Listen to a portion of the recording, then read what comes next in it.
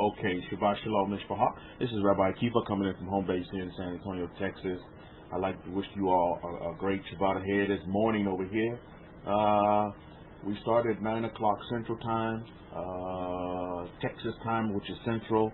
So if you're listening via YouTube and you wonder what time do we come on, so you can come in and maybe come in live instead of listening to the recording when the appointed time is made available for you to be able to have the time to do so, to make the necessary arrangements to do so, then you can come and join us here in the Power Talk Forum under the title Empower Yourself in the Words of Jesus / Yeshua. You're more than welcome to come and join in. For all of you YouTubers out there who are in search of the facts on the ground, how to live your lives truly to be pleasing to the Creator of all things in 2020. Quick note, Mishpaha. How many of you, for the YouTubers that are listening in some way, shape, form, or fashion at a later time, how many of you in this room were benefited by YouTube and coming into the facts of who you are and why you're supposed to be here? Anybody? Adelia says, you put up a 1. Let me see this. What? My goodness. 1, 2, 3, 4 1s, 5 1s, 6 1s that have come up. So truly, YouTube, you can say that YouTube is a great benefit and a great asset into you coming into the way. Wow. Chadasha, these responses, by the way. Well, there's about 15 people in the room, and I'm thinking there's like 90% of them said that YouTube played some kind of factor in them coming into the position of where they are, who they are, and back into the family of Jacob, the family of Israel, which they never left, but we just didn't know. I tell you, I'll put up a 1 as well, because I tell you what, YouTube was very instrumental. It was the tool that was the tipping point, Baruch Hashem, for me. I'll tell you, you know, after hearing that still small voice, and you know, there's several books coming from me, believe me. There's I'm gonna produce several books, because, you know, I have a story to tell. How many of you in this room have a story to tell? I mean, all of our stories are unique, but I truly have a story, and I want to leave a legacy of my story behind me after I leave this earth for a little while, if the Master so desires to linger, and I enter into Abraham's bosom, Baruch Hashem, because that's where I'm heading after this stop. I'm going to Abraham's bosom, Baruch Hashem, if the Master so desires to linger, and I don't see you in Israel. But you know, when right after Mishpaha, and I tell you, how my memory, if I remember this correctly, is soon after all of that petitioning that was done, which was actually from from what I knew how to do in following the Bible like I thought I knew how I needed to follow it, I was in my prayer closet speaking in tongues. You know, when I couldn't speak any tongues anymore, I would just fall asleep and be quiet. I literally went into my closet and I closed the door in the darkness, and I would just speak in tongues, and I would say, you know, God, show me your will, show me your will. I would say that, and then I would shabba shabba do, shabba shoo, and all that. But that's what I would do, because that's all I knew how to do, Mishpaha. You know, and this is why, this is why I believe this is so important in today's time. And we have to guard ourselves against being judgmental of folks who don't have the understanding like you have. Because if they're doing what they need to do to the best of their ability, do you think the Creator of all things will honor that? Anybody answer that question? If a person is doing, and it may be totally, you know, counter to, you know, the laws of Moses, which I was ignorant of, I didn't even know. Do you think the Creator of all things will honor them for doing, even, you know, they're doing it in ignorance, they don't know what the heck they're doing. You know, it could be dead wrong. You know, they could be going, it could be dead wrong and counter, but do you think the God of the Creator of all things will honor them where they are. I guarantee you, I'm fully on board with the responses that have come. Yes, He will. So the reason why I say that is to say this: that we must guard ourselves against being judgmental of those folks that don't have the understanding like we have it. And this is close to home. It could be your loved one, your spouse. It could be your a child that your son or daughter. It could be your mother or your father. That's how close it is. And then it can also be friends. We have to guard ourselves against putting ourselves in a judgment seat to where we judge these people, because they still, they still going to Sunday church, or they still, see pastor as the next best thing next to sliced bread and blah blah blah blah blah blah. Or they still eating pork and shrimp, blah blah blah. You see, we have to guard ourselves against that, because they may be, in my case, my sister, Baruch Hashem, I tell you, the God of Israel is truly blessing her life. A couple of more months, her house will be finished, and she just bought a house and having it built, and we sent a lot of energy her way to assist her and to show her that I do love her and truly care about her, and she's truly grateful and thankful. But yeah, we will be going to her housewarming when her house is completed. My family will be going there because that's my sister, Mishpachah. And even though my sister, she may be in her new house still eating pork chop sandwiches, I'm not going to hold that against her. I took her to the restaurant when she came here. We had great talks, great discussions, and she told me how the Holy Spirit speaks to her while she was eating a pork chop sandwich. And I was like, Baruch Hashem. Although I could not comprehend it at the time, my inner man inside of me, I'm like I'm going talked about. I'm laughing in my inner man. I'm like, what the heck? How the heck are you getting? But again, in my understanding, I have to be not quick to judge. Because, and I'm thinking in my inner man, well, how the heck is the Chokmah talking to you in your unclean state while you eat the pork chop sandwich? Well, believe it or not, I can flip that script and say, well, how the heck is the God of Israel, the Chokmah, Mother Wisdom, speaking to you, and you're speaking in this tongues mumbo jumbo, shabba shabba doo and scooby-doo, scooby-doo, scooby-doo. So how the heck are you getting a revelation from the Creator of all things? Well, like you all noted and stated, it can happen, right, Oliver? Vive la France. It can happen, and it will happen. It's because the Creator of all things, He's gracious, and He has so much mercy out there for all of His creation. People, plants, and pets, by the way, not limited. So I think it's very, very important that we guard ourselves against being judgmental. And it can be subtle, right? And we'll miss it, and sometimes we need to go and correct it, because sometimes it's not like we're trying to be high and haughty, but sometimes we forget about humility, and we may not confront the person, but we're thinking about it like, man, how the heck? I mean, these people need to wake up and blah blah blah. No, they don't. They'll wake up when they're ready to wake up, or they'll never wake up. And their judgment will be just and fair. I want you all to understand that. You who have relatives, who have passed on before, receiving this, the true history of who they really are, the factual story on the ground about why they ended up on the shores of North America, or South America, or the shores of Europe. Right, Oliver? I mean, who's to say? Who's here to, judge? You have been given a great gift of awakening. I'm going to call it the gift of awakening. Because Israel, you have woken up out of your slumber. Just like we're told in our books. You have woken up out of your slumber. And it's not for you to get in the judgment seat, but it's for us to continue to understand. We have woken up, because I'm right in that boat with you guys. I've woken up as well, and I give thanks and gratitude for that awakening. You see, the gift of awakening. Don't ever misunderstand it, and don't ever underestimate it.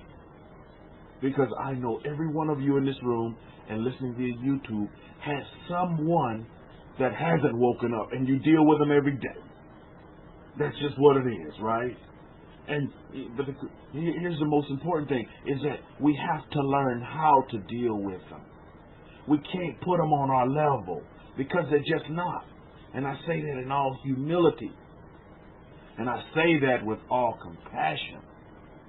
Is that they're just not on our level. So let's get down to their level and show that gratitude and show that compassion that the Master had for us. As at one time or another, we were YouTube surfing and trying to, get understanding and trying to get question answers. Because that's why I was on YouTube. I was trying to get questions answered, and I just wanted information.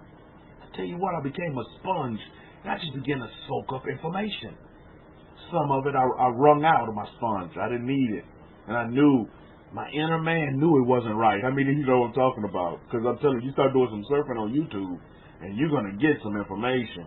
And a lot of that information, you just, it's quite easy to decipher through. But I can remember the Imam telling me, just as clear as day, after all that Shabba doing, and I would just say, God, I just want to know your will. I just want to know your will. I'll do it, but I just want to know it. Because Hagee's definitely not giving it to me. Kenneth Copeland not giving it to me. And I just want to know your will. I want to know your will. And I'm telling you, Miss Bahar, this went on for a while. I'd say a couple of weeks, almost a month, I'm thinking. Every day I would come up from work, and I would go in that prayer closet. And I honor my ex-wife, because guess what? She used to be right there with me. We have the his and her closet. She would go in her closet.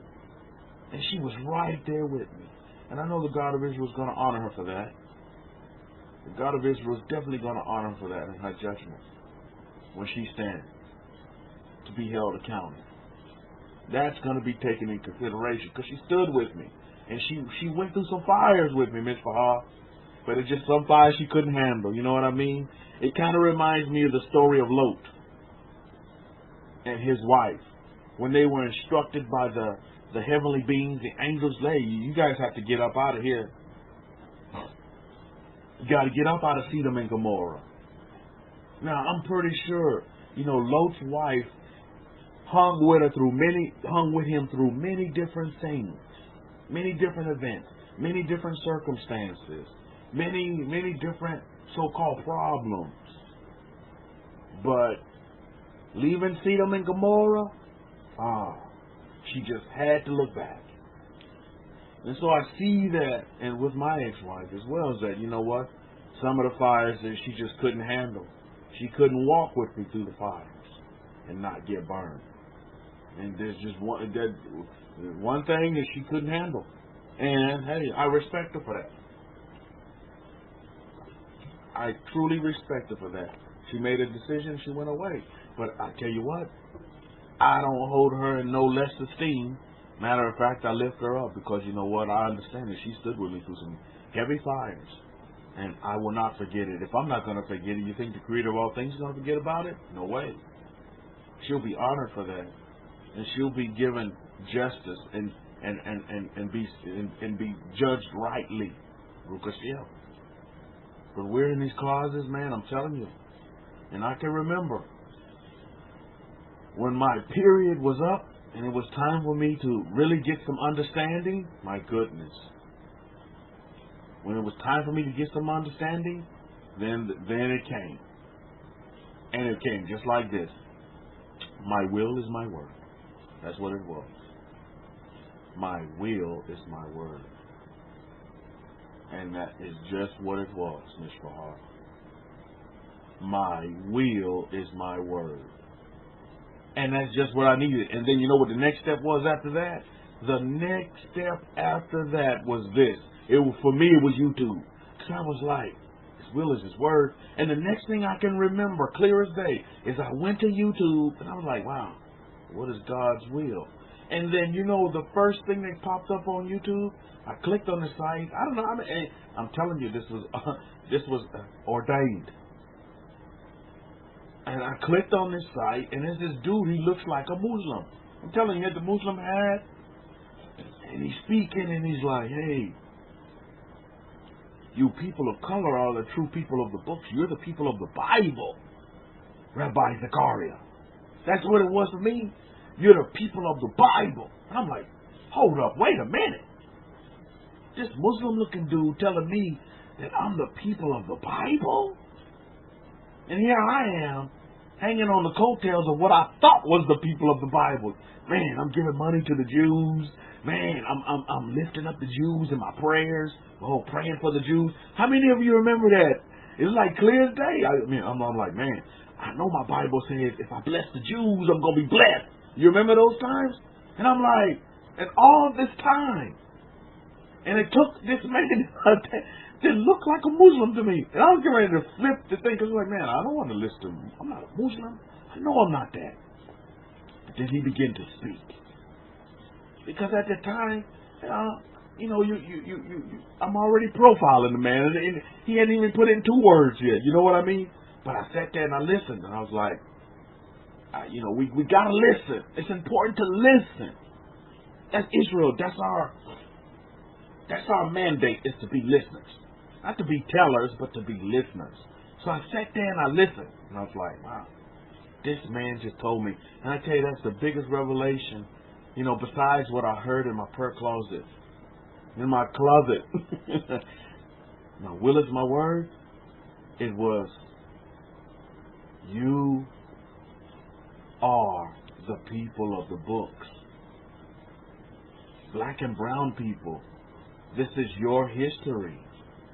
You are the people of the books. You are the people of the books. 1 second, Mishpah. I'll be right back. Give me a minute.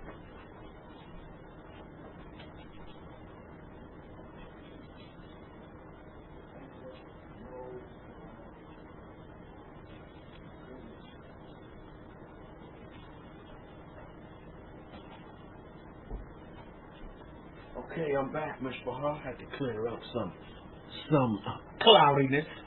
We bring the clarity, don't we? So, yeah, it was so very important, Mishpah. How many of you know where I'm coming from? So that's what YouTube did for me. But yet people want to tell you, oh, YouTube is evil. To me, YouTube is not evil. I have no problem with YouTube. YouTube was a great facilitator to help me come into the facts about who I am. It was a very integral part of my awakening. You see? How many of you are part of the awakening clan? I'm awakened. I am truly awakened. And I truly give thanks and gratitude for that, Mishpah. That is so vital and so very important. And don't underestimate the awakening. And don't underestimate those who haven't awakened yet. Okay? Don't leave them to it. It may take them some time as well. It may not. Don't try to think that you're going to speed up the process for them to get awakening. Because guess what you can do? You can pull people further away by you putting your hands in it. You know what I mean? By you put your hands in the pot, you can make somebody reject and truly reject their true heritage and make them run, more and embrace more Christianity, more Catholicism, more religion, or just more themselves. You understand what I'm saying? I truly want to be very, very crystal clear on this. Because some of us are dealing with siblings. Some of us are dealing with a spouse, family members, friends, and we're being, let's just say, overzealous. We have that super Hebrew cape on with the big H on the front. And we think we're supposed to go out here and just facilitate waking up everybody, lottie-dottie. That's not our position, and that's not our place. How many of you, when you came into the truth, you heard that still, small, quiet voice that gave you some instruction, some direction, then lay out everything for you on a platter? But how many of you could say that Mother Wisdom, that small voice? How many of you got the small voice like I got? Anybody else in this room? You got the small voice that gave you direction and gave you some guidance. Didn't give you the full blueprint, but you heard something and you knew it wasn't it didn't come from you. That's how it was. It did. I heard it, and I knew it wasn't from me. It was from something else, and I knew it. I said, I would have never thought of that. It can't, and it was just what I needed. But then I had to act on that word. I couldn't just walk around here saying my will is my word, my will is my word, my will is my word, my will is my word. So there's got to be more to it than that. So then I began to put the pieces of the puzzle together, and I'm still putting the pieces of the puzzle together because there's more to it. I tell you what, we're some unique beings. I'm telling you, we're some unique beings with some unique capabilities, and that brings me to this point. The title of my lecture and the point of where we are today in our parsha, and I think I need to post that as well. I'll post the parsha here on the top here in just a minute. But I think it's very important that I say this. When I say this acronym, what does it mean to you? When I say this acronym, VIP, what does that mean to you when I say VIP? And can anybody text that in for me? I say VIP, what does that mean to you? You see it all around sometime, maybe on some billboards or on some, what does VIP mean to you? A Torah says, very important person.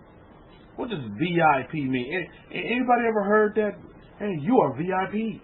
Oh, this is for VIP only. And they'll have signs up, VIP. You are VIP. And this is what the Abrahamic-Faith gave me these 6 days of labor this week. VIP. And I want you all to say that right now. Even if you listen to the YouTube and you're catching a recording, you are a very important person. I want you to understand that right now. And I want you to understand it by saying it. You are a very important person. Do you get that? You are a VIP. And I want you to say it. Maybe even include it in your affirmations. Because you always never forget. You wasn't woken up. That still small, quiet voice didn't wake you up because you are insignificant. No. You are a very important person. Very important. And I want you to understand that this day. As you're going through, if you're on the valley or you're on top of the mountain right now, on this Shabbat, I want you to understand this, is that you are a very important person. And you need to tell yourself that every day. I am a VIP. Say it. And say it like you mean it. I am a VIP. Because it's totally true. What I'm giving you right now is the facts on the ground. Is you are a VIP. A very important person. Another second. Excuse me, another second.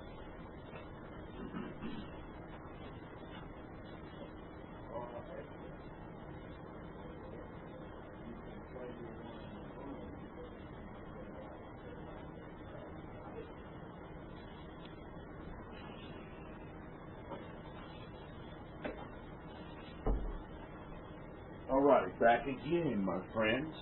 I tell you, I'm all over the place, and I truly am all over the place. I'm with you all right now, and we're all over the place. So I want you all to understand that.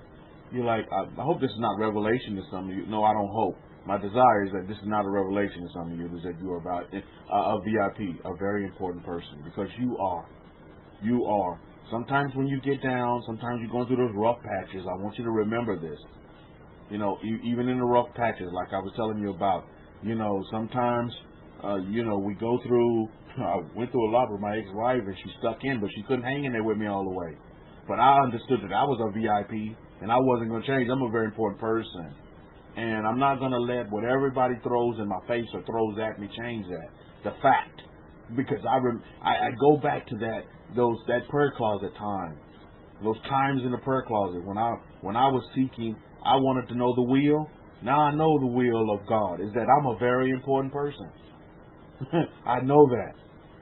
I know that I'm a very important person. Let me post the parsha. I want you all to understand it. Now, while I post the parsha here, can anybody want to tell me these past 6 days of labor, what has transpired that has caught their attention? Anybody? We have to look at the events of what's going on in this world. We have to be, as we're students of the Torah, we're students of nature. And so we have to know what's going on in our surroundings. Anybody want to elaborate on what caught their eye? Anybody want to share with the family? Oh, did I lose you? I think I'm still here. Atara saying 2. Everybody, can you confirm with Atara? Okay, maybe Atara just needs to reboot. Eddie says Trump acquitted, market successful, people optimistic. Okay. Atara says snow yesterday. Yeah, Atara, that was an event down here. Nakshan got his first taste of snow, and of course Pharaoh looked at the snow and he's like, man, I'm going back. There's no partying going on here. But yeah, snow event, that was quite interesting. I tell you, my wife called that out. I was like, snow? What do you mean, in China? But it was snowing in San Antonio, Mishpah. Anybody else with events? The erratic weather, yeah, snow in San Antonio. I was like, wow, that's I said, Nakshan, enjoy this moment because this doesn't happen too often. Anybody else with any of the current events that they'd like to bring to the attention of the Mishpah? Now, always remember, is I always want you all to focus. Yeah, you can focus, have a Western mindset, but always have your heart in the East. Always pay attention on what's going on in the East, because that's very, very important. Because you are a very, very important person, aren't you? So that's very, very important for us to understand. Is that we, in the back of our minds, we always have to have that Eastern, a heart for the East, because that's where we are. You see, my wife asked me a question last night. She's like, well, if something goes down in America, where would you go? I told her to Israel. I know, to Israel. Didn't have to think about that one. I said I would take my family and we would go to Israel. That's where we would be. Wherever that's Israel. If something would go down with America, you know what I told her? .com. Our website. Let me make sure I get this in here real quick. You know why I told her that? I told her this. Our website. The safest, the number one safest place for me would be Israel, and the number 2 would be America, right? But right now, I'm not mandated to go to Israel. I mean, I've never had a inkling to want to go to Israel, even when I came into the truth. Even when I came into the facts on the ground, who I am, I didn't want to go to Israel. I didn't. That was never even a thought to me. Let me apply this real quick. Make sure it pops up. Yeah, there we go. That was never even a thought to me to go to Israel. How many of you, when you came into, Project Awakening, is that you wanted to go to Israel? Now, I tell you what I was saying. I was like, God. Now, I was like, Master, now that I have awakened, can you take us back into the land? I was saying that. I was like, oh, okay, now that I'm awakened, now it's time for us to go back, because y'all was waiting on me. So now we can go back. So now, Master, you can come back in all your glory and take us back into the land. Now, I did think that a lot. I had those thoughts. But that was selfish thoughts, of course. Those are selfish thoughts, and yeah, I understood that, again, patience is definitely a great virtue to have, is that I patiently wait in the nations for the rest of the family to come into the fold, or for the Master to say, okay, time's up. So those are the 2 scenarios. But, yeah, I would say that, but Israel was never on my roadmap. I was just busy, doing what I need to do, continuing to understand what I need to understand. As an Israelite, as an Israeli, as a descendant of the Hebrews, as a family of Jacob, which is paramount and still the most important thing that I need to look at and examine, is to do what?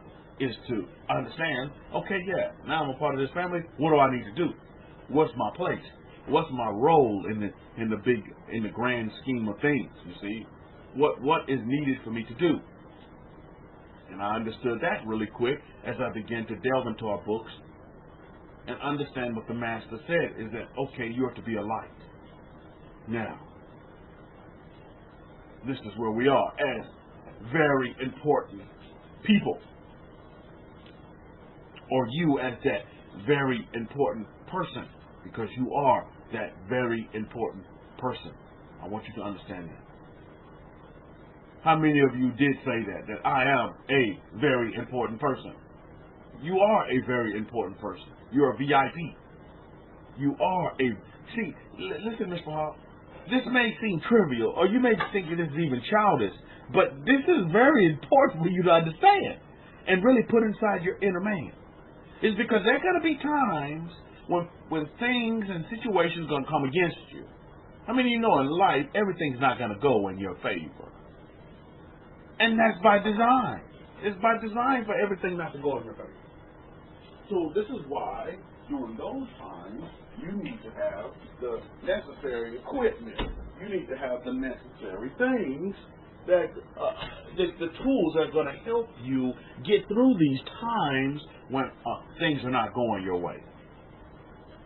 When you just lost that job, and you know, things are not being as, are not coming into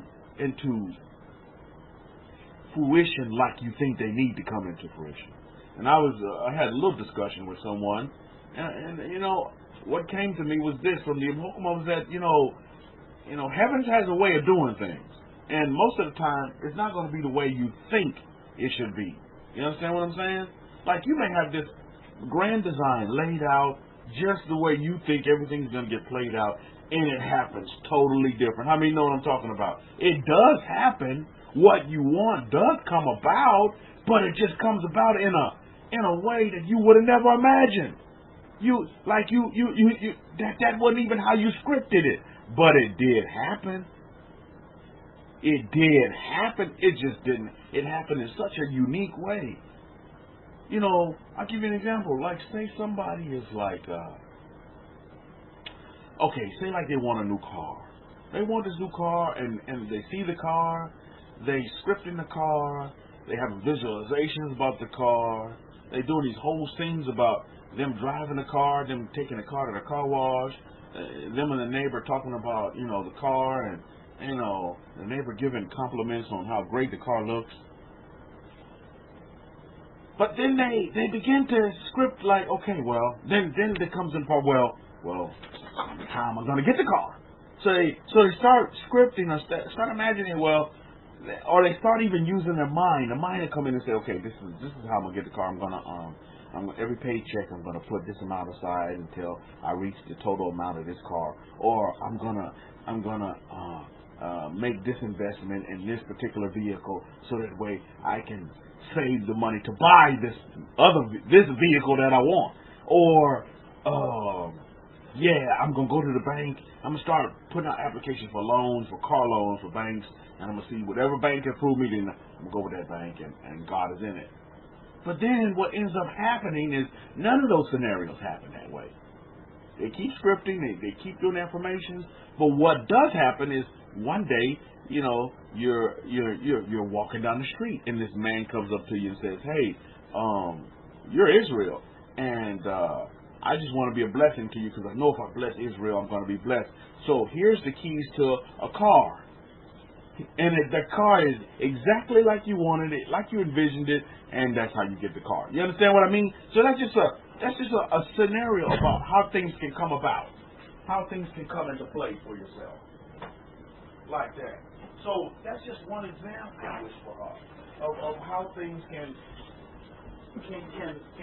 play out for you. We may not, we see the road for the trees, but we may not know what's in the middle, and that's not important. Just keep concentrating on the road that you see, not the trees and how you're going to clear the path to get to the road. You see the road. You're on the road. You understand what I mean? And the beauty of it is, that's the whole beauty of life, is that what happens in between there is we can give thanks and gratitude and be happy and be loving people because we're very important people, as we continue to meet our marks. Don't get discouraged by, your dreamed up situations, how they playing out. They're not panning out. Don't get discouraged by that, because you're a very important person. And the Master, as you know, has never left or forsaken you. You know that. Yet at times we say, oh, Rabbi, but I feel so alone. The Master has never left you or forsaken you. You're His creation, and you're a very important person. Sometimes, every now and again, we need to have a pep talk, right? So we can put that pep back into our step. Now, this has nothing to do with my lecture, so I'm thinking somebody needs to hear this. I know them Hokma. I tell her just to put words in my mouth, and I'll say them. I'll speak them. Just you tell me what to speak.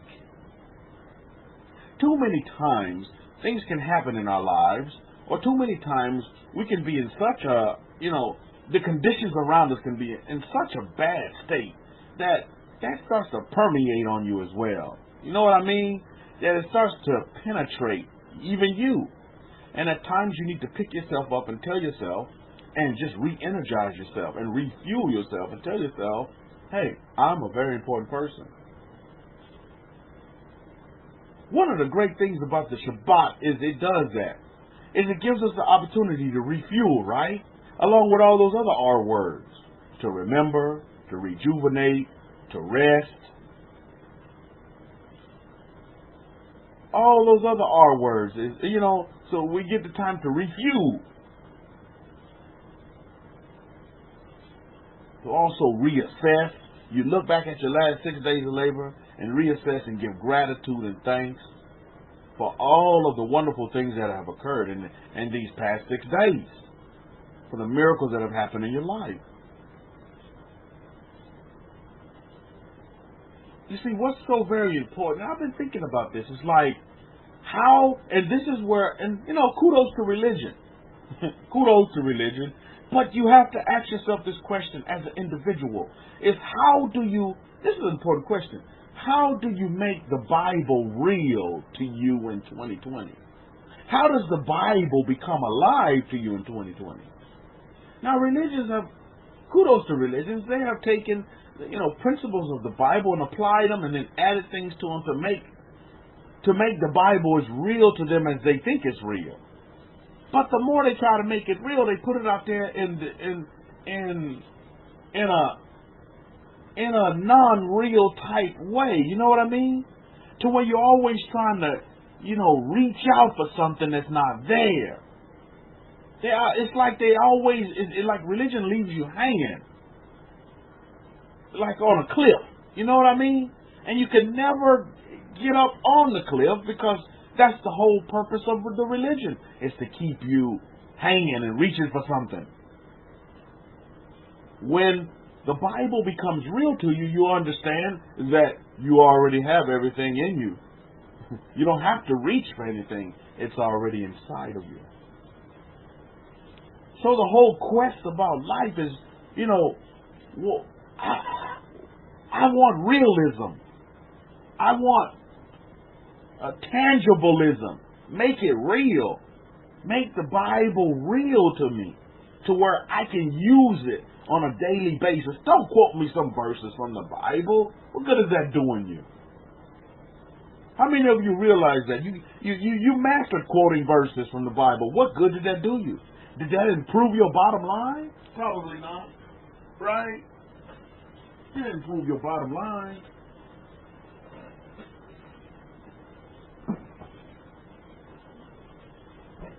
Matter of fact, it may have made things worse, if not even better.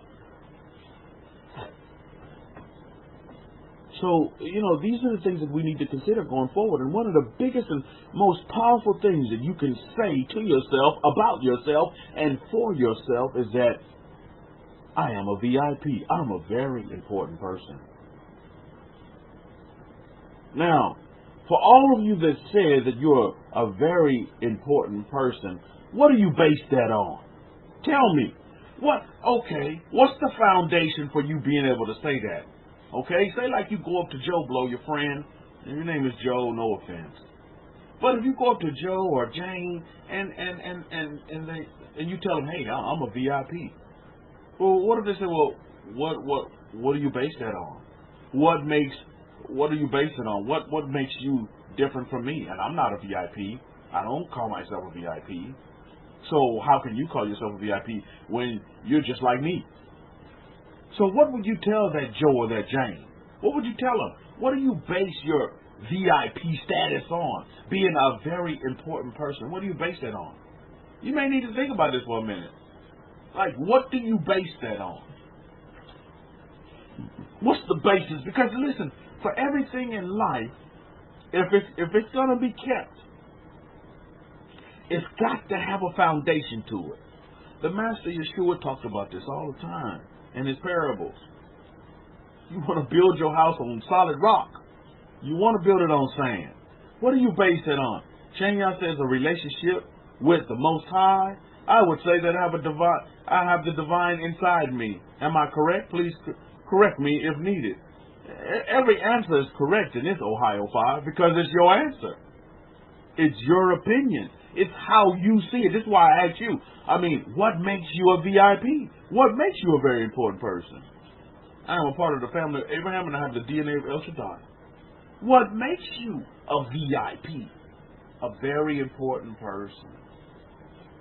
You know, I go through this life, and as a caregiver in the healthcare field, I realize that a lot of people need to be told this, is that you're a very important person. And how powerful that is. When you tell somebody, hey man, you're a very important person. And they have to think for a minute. And they go to their foundation, they realize it's based on saying, because they're, you know why I understand that? Because they say this. Well, what makes me a very important person? They don't even know why they're very important. That's why I have to ask you, why are you a very important person? If you say you're a very important person, it has to be based on something. You guys may be saying, well, Rabbi, well, what's your answer? What would be your answer? I would say this. I'm a very important person because my life is connected to covenants. My life is connected. I have embraced the covenants of Moses. I think about that for a minute. I have, which encapsulates everything that you all are saying. The ones that are responding. I know some of you may be still thinking. But my whole life is based on and encapsulates, and I tell you, I truly have embraced the covenants.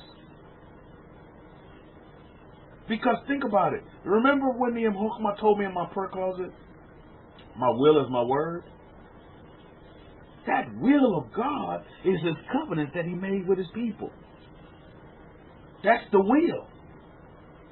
The will is in the laws of Moses, who, by the way, was a great facilitator, and it goes even before Moses. We can take it back to what Yael, woman of Tennessee. We take it back to Abraham. We're talking about the covenants, right?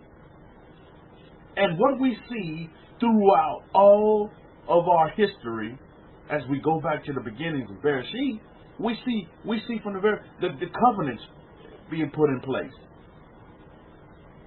I connect and I attach myself to the covenants. The covenants of Abraham. The covenants that were fortified by Moshe.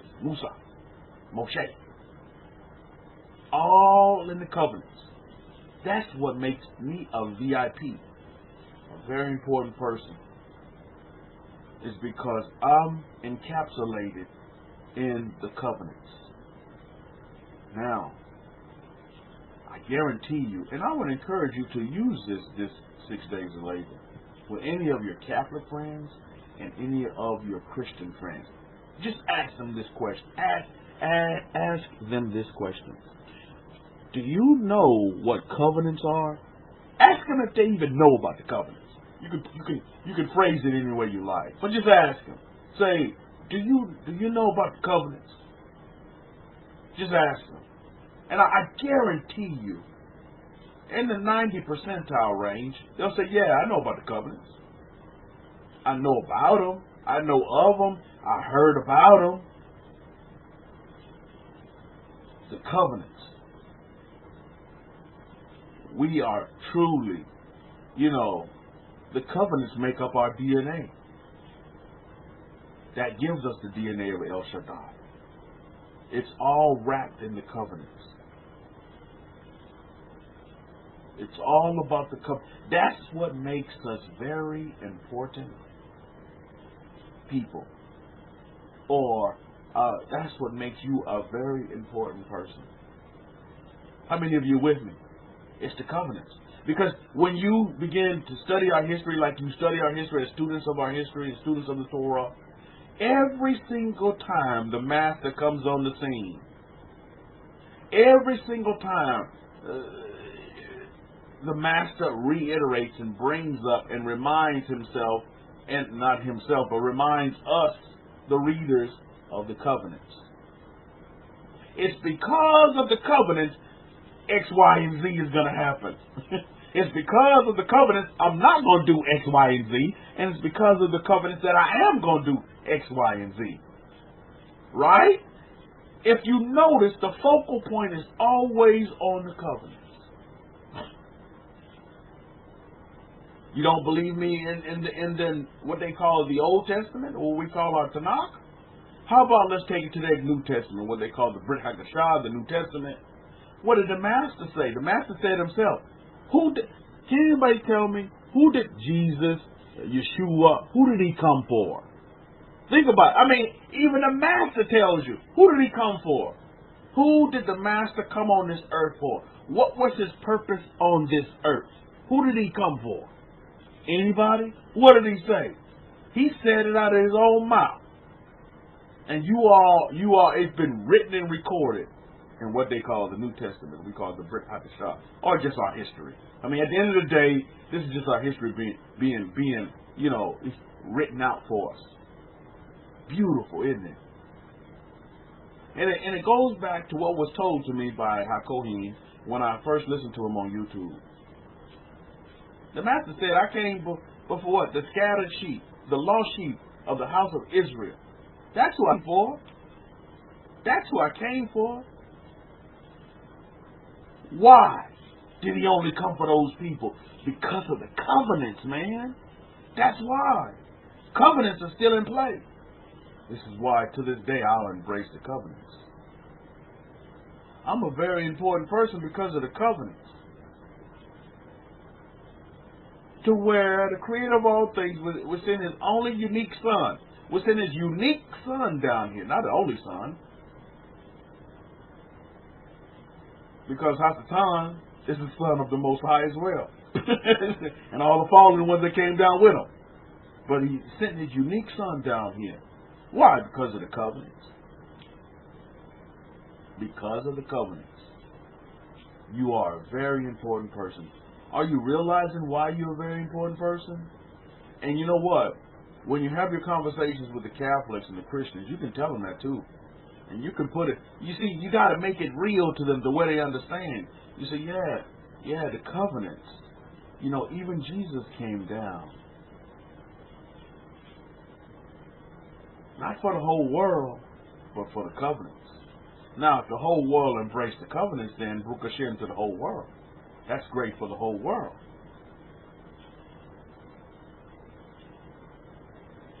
The Master didn't come to break the covenants, but to fulfill and give you the true meaning of what the covenants really are and what they really mean. And that the covenants are still what? That they're still in effect. This is why you and I are here today. It's because the covenants are still in effect. The Master came for you and I. We were those what? Those lost sheep. Those scattered sheep of the house of Israel. We were that. Now we're the sheep with the shepherd, aren't we? Baruch Hashem. And what are you saying, Rabbi? You're leaving people out. No, I'm not. Because the covenants are all inclusive for everybody, lottie-dottie. Anybody that wants to embrace the covenants are here for you as well. You can become a part of the family of the covenants. Yes, you can. You are a very important person. Yes, you are. I'm Israel. I'm not here to divide. I'm here to multiply. I'm here to multiply the numbers in the covenants if you want to come in. The multiplying factor is there. I'm not here to divide and say, oh no, the covenants are only for those people with nappy hair. The covenants are for only those people who are red black. You so black that you red. If you're not that black, then you don't qualify. No, I'm not here to say that. Because guess what? My son Nakshan wouldn't qualify, and believe me, he's fully covenant. He's fully within the covenant. For all of you brown and yellow folks out there, he's fully within the covenant. He's 4 months old. He's fully within the covenant. Believe you me. Hook, line, and sinker.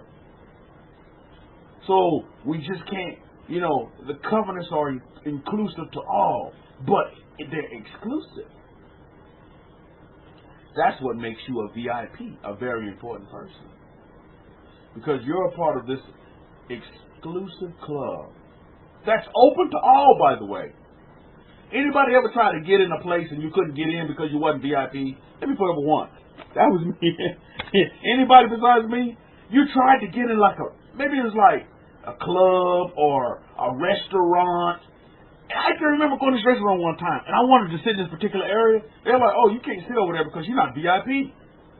Man, that kind of rubbed me the wrong way, man. I was like, man, I'm a human being just like the next person. But I couldn't go sit in that particular area because that area was reserved for the VIP. But you know what, Mishpahah? I'm going to go back to that restaurant, and I'm going to sit in that VIP area. I'm telling you, I'm going to do it. Not only me and my family, we're going to sit in that VIP area. That's going to happen. Believe you me, that's going to happen. Because I remember that time. I tell you, that rubbed me the wrong way. I guess Hebrew 10 says, you know what I'm talking about. Hebrew 10, I want you to script away where you're going to go back and you're going to sit in that particular area. You're going to go to that particular area where they say you couldn't go, because you can go. You are VIP. You're a very important person. Baruch Hashem. Don't see yourself as any lesser. And some of you just may have seen the signs, and you just didn't even want to.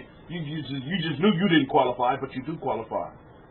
And you do quantify to be in anybody's VIP. You can make it happen if that's what you desire, that's what you want.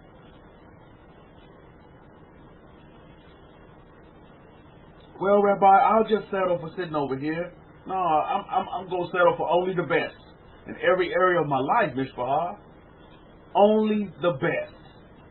I want only the best for my family. I want only the best for my friends. I'm going to give you only the best, so why shouldn't I get only the best, right? That's the kind of mentality I want to infuse in all of us today. It's only the best. Why? It's because you VIP. You're a very important person. And don't let nobody tell you otherwise. They can tell you otherwise, but just don't believe it. When you go back and you assess your life, and you look at what individuals have told you, those that are close to you, because those that are close to you, when they tell you things, that affect you more than some stranger on the street. But when somebody's close to you and they tell you things, and maybe those things, you look at these things and you say, well, that really hurt me, or that offended me because you told me and you said that. I know that's happened to every one of you in this room. So you don't have to put up no 1s or 2s, because I know it has happened to you. So when you go back and you look at this, I want you to understand, and going forward, as students of human nature, is don't let what other people say affect you. Because at the end of the day, you must understand that you are a VIP. You're a very important person, regardless of what people say about you. Regardless how they put you down and say, you're never going to be this, you're never going to be that, but you know you are. Within your inner man, that's what you are, and you are that right now. You're present, and that's what you are that now. Don't get discouraged. Don't get depressed behind what other people say. Because words can kill, but words can also heal. This is why I'm bringing the healing effect in today, because somebody needs to hear this. I don't know if it's in this room or listening to YouTube. I really don't know, and to be honest with you, I really don't care, because I'm just going to say what needs to be said, because in Hokmah says it needs to be said. Mother Wisdom says it needs to be said. Yael 10 says, it just makes me want to go own the restaurant. Well, go own it, Yael, woman of the tent. And if you don't want to own the restaurant, at least own that table where they say you couldn't sit. Because you can, and you will sit there. Because you are VIP. And it's not about being high or haughty, but it's about understanding who you really are. In every area of your life, you do not need second best, because you are an important person. And if anybody else can do it, and you see them sit there and get VIP, what makes you think that you can't do it too? You understand what I'm saying? If anybody else can be a millionaire and a billionaire, why can't you be a millionaire and a billionaire? You can. If anybody else can be successful at selling cars, what makes you think that you can be just as successful at selling cars as well? What anybody else has already done, you can do it too. Why not? Well, because our logic tells us that we can't do it. Our mind tells us, but I'm telling you this day that you can, and you will, and you are doing whatever you want to do. Well, I don't want to do that, Rabbi, but that's why you're not doing it, because you don't want to do it. But what I want to tell you this day is that you are a very important person. And in our parsha, you're going to see that.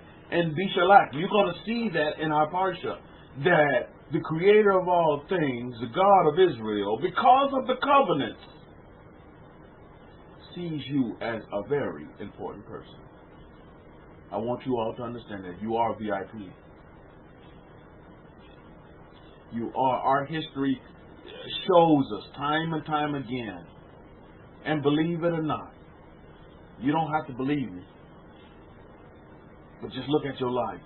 The God of Israel has not left you where you are. In France, in the UK, in America. I don't care where you are right now. In the Caribbean, in China. The God of Israel has not left or forsaken you. In the Philippines, in Vietnam, in Africa, which I hope you're not there. But if it's in Africa, wherever you are, in Europe, the God of Israel has not left you. Oh, and for those of you who are in the UK, I would like to say congratulations to you on your Brexit exit, Baruch Hashem. Mighty things and great things are coming your way, UK. Believe you me, great and mighty things are coming your way, because you're a shepherd nation. You play a key role. You're getting ready to come up big and stronger than you've ever been, UK. And I'm super happy and super great to be able to witness this great, great, great historical event that has taken place. Totally awesome. And my feet will touch the shores of the UK soon, along with Nakshan and my wife. Because I got to hit those museums up over there. I just got to get over there and see those museums and see our artifacts. Because why? We VIPs, baby.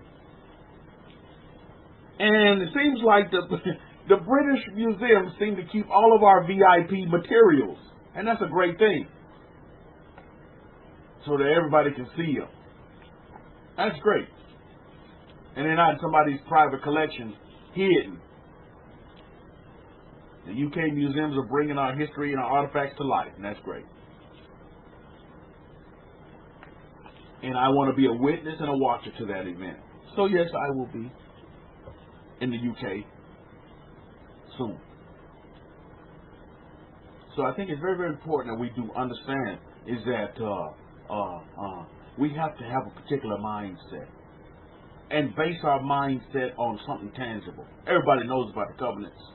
I guarantee you they do. But for us, the covenants are real, and the God of Israel has not forsaken and left us in these times, in this age that we're in right now. In 2020, He's with each and every one of us. It may not be as we read in our books, and a cloud by day and a fire by night. But he's in, I agree with Yael 110. He's inside of us. He's in our, I tell you, our very core. That subconscious, that very core. That's where he's at. And when we begin to realize that, my goodness, that's a beautiful thing. The light bulb is going to come on, Mishpahah, in every area of your life. But this day, on this Shabbat, I want you all to understand and remember something as you get into these 6 days of labor, is that you are a very important person, okay? And I want you all to tell yourself that. Don't forget it. And don't read our history like some storybook. That's our history. And our history is alive and it's real. Our history is reality. But what religions do is they take our history and they make it non-real.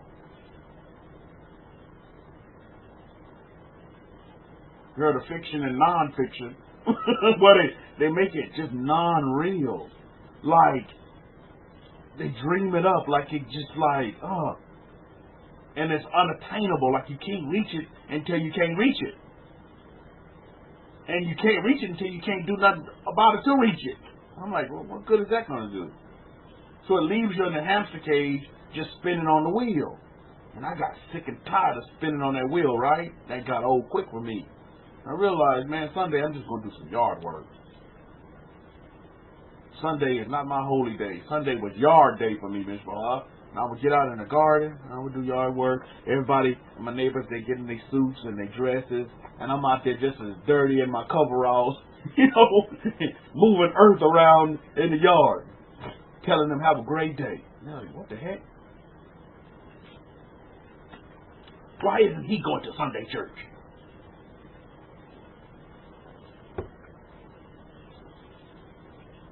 But I never judged them, but they just saw me, and I know they were condemning me. They're like, man, this man is evil. He ain't put up Christmas lights in a while. Didn't get no Christmas present from him. This man, he done went demonic on me, satanic. And so be it. Because I don't let the words of others affect me. I just go about my business. The business of the covenants and the business of just doing what I know is right in the sight of the Creator of all things. God of Israel. I'm going to do what's right. Now that I understand who I am and I continue to understand, Baruch Hashem, I'm going to continue to do what's right. But that requires us having a great and just an awesome mindset and to strengthen our inner man and our inner woman, because we got to strengthen her up. We got to strengthen her up. We got to strengthen him up. Because there's times, man, where, you know, you get weak. You want to give in. And you just want to just give up and don't do it. And you just want to give in to what they are saying. Oh, maybe they're right. Maybe I'm never going to be nothing. Maybe I'm never going to be successful. Maybe I'm never going to have that house. Maybe I'm never going to have that car. Maybe I'm never going to have that husband. Maybe I'm never going to have that wife. Maybe I'm never going to have those children. Maybe I'm never going to have that job. It's not true. You can have and do and be whatever you want to be. You can have it. I'm going to tell you something. I heard this commentator. He said this. I listened to this man, and he said this, and I thought this was quite intriguing. He was like, when you look at America, and even for France, let's just, you know, we have someone in France in the room, and we have some people in the UK. Tell me this. And let's look at America as well. We can just make a world perspective case study. Most people, because they were talking about wealth, and they were talking about, is wealth good or is it evil? And this man just summed it up like this, which is so common sense. He was like, okay, let's just look at America. Where the wealthy people are, and this was his statement, which I think, and I'm paraphrasing, because I don't know, I'm not going to quote him, because I may misquote him, I don't want to misquote him, but I'm going to paraphrase. He said, where the wealthy people are, people seem to flock to where the wealth is. Is that true? Think about this for a minute. Where the wealth is, people will flock to where the wealth is, and they may not be wealthy, but they'll flock to where the wealth is, and he gave great examples. Can anybody say wealth is in California? Is wealth in California for those in America? Can anybody say wealth is in New York? Can anybody say wealth is in Florida? Can anybody say wealth is in Texas? Do you know people are flocking? And they may not be wealthy, but they flocking to where the wealth is. Because the man said, where wealth is, there's opportunity. You see? There's opportunity. And I get that. And I was like, wow, and Oliver says, indeed. In France, it's the same way. Hey, let's just look at neighborhoods. Where wealthy neighborhoods are, people want to flock to that area. Now, woman just says, yes, yes, yes. Well, people don't want to be or live or reside where there's no wealth. Think about that for a minute. People want to surround themselves where wealth is.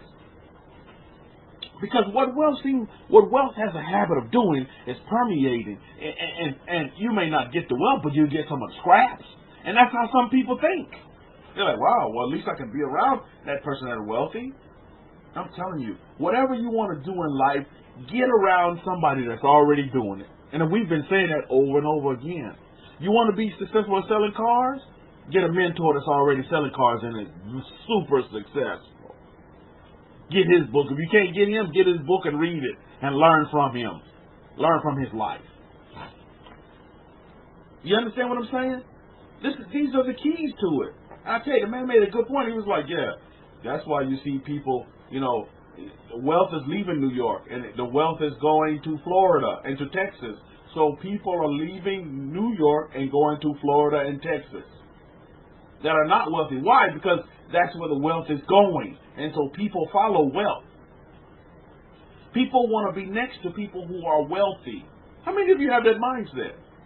Because, believe it or not, if you got to rub shoulders with them, it'll rub off on you and you can become wealthy as well. And you see, this is why you will attract certain people. You're the light to the world. You're VIP.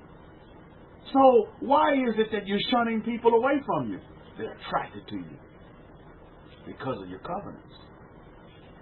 Does anybody in this room understand that the covenant has wealth? I want to make this crystal clear. Anybody in this room understand besides myself that connected to the covenant is great wealth, great prosperity, great abundance. What does that mean? What does that equate? Thank you, Oliver. Rabbi Oliver. He understands it in France.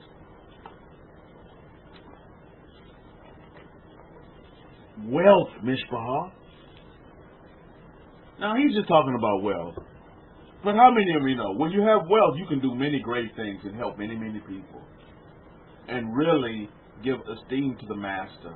And truly be a light to the nations. Because now you have the facilities to be able to do things that you couldn't do for those non-wealth people. You understand what I mean? And I'm telling you, the wealthy give back. They give back to communities. You see, they give back to people, organizations. They give back. They understand the principle. Maybe they give up their time. They give up their talent. I tell you what, I'm a big, and I have some things down the pike that's going to happen. I'm going to start it within my family, but there's some big things that are going to happen down the pike.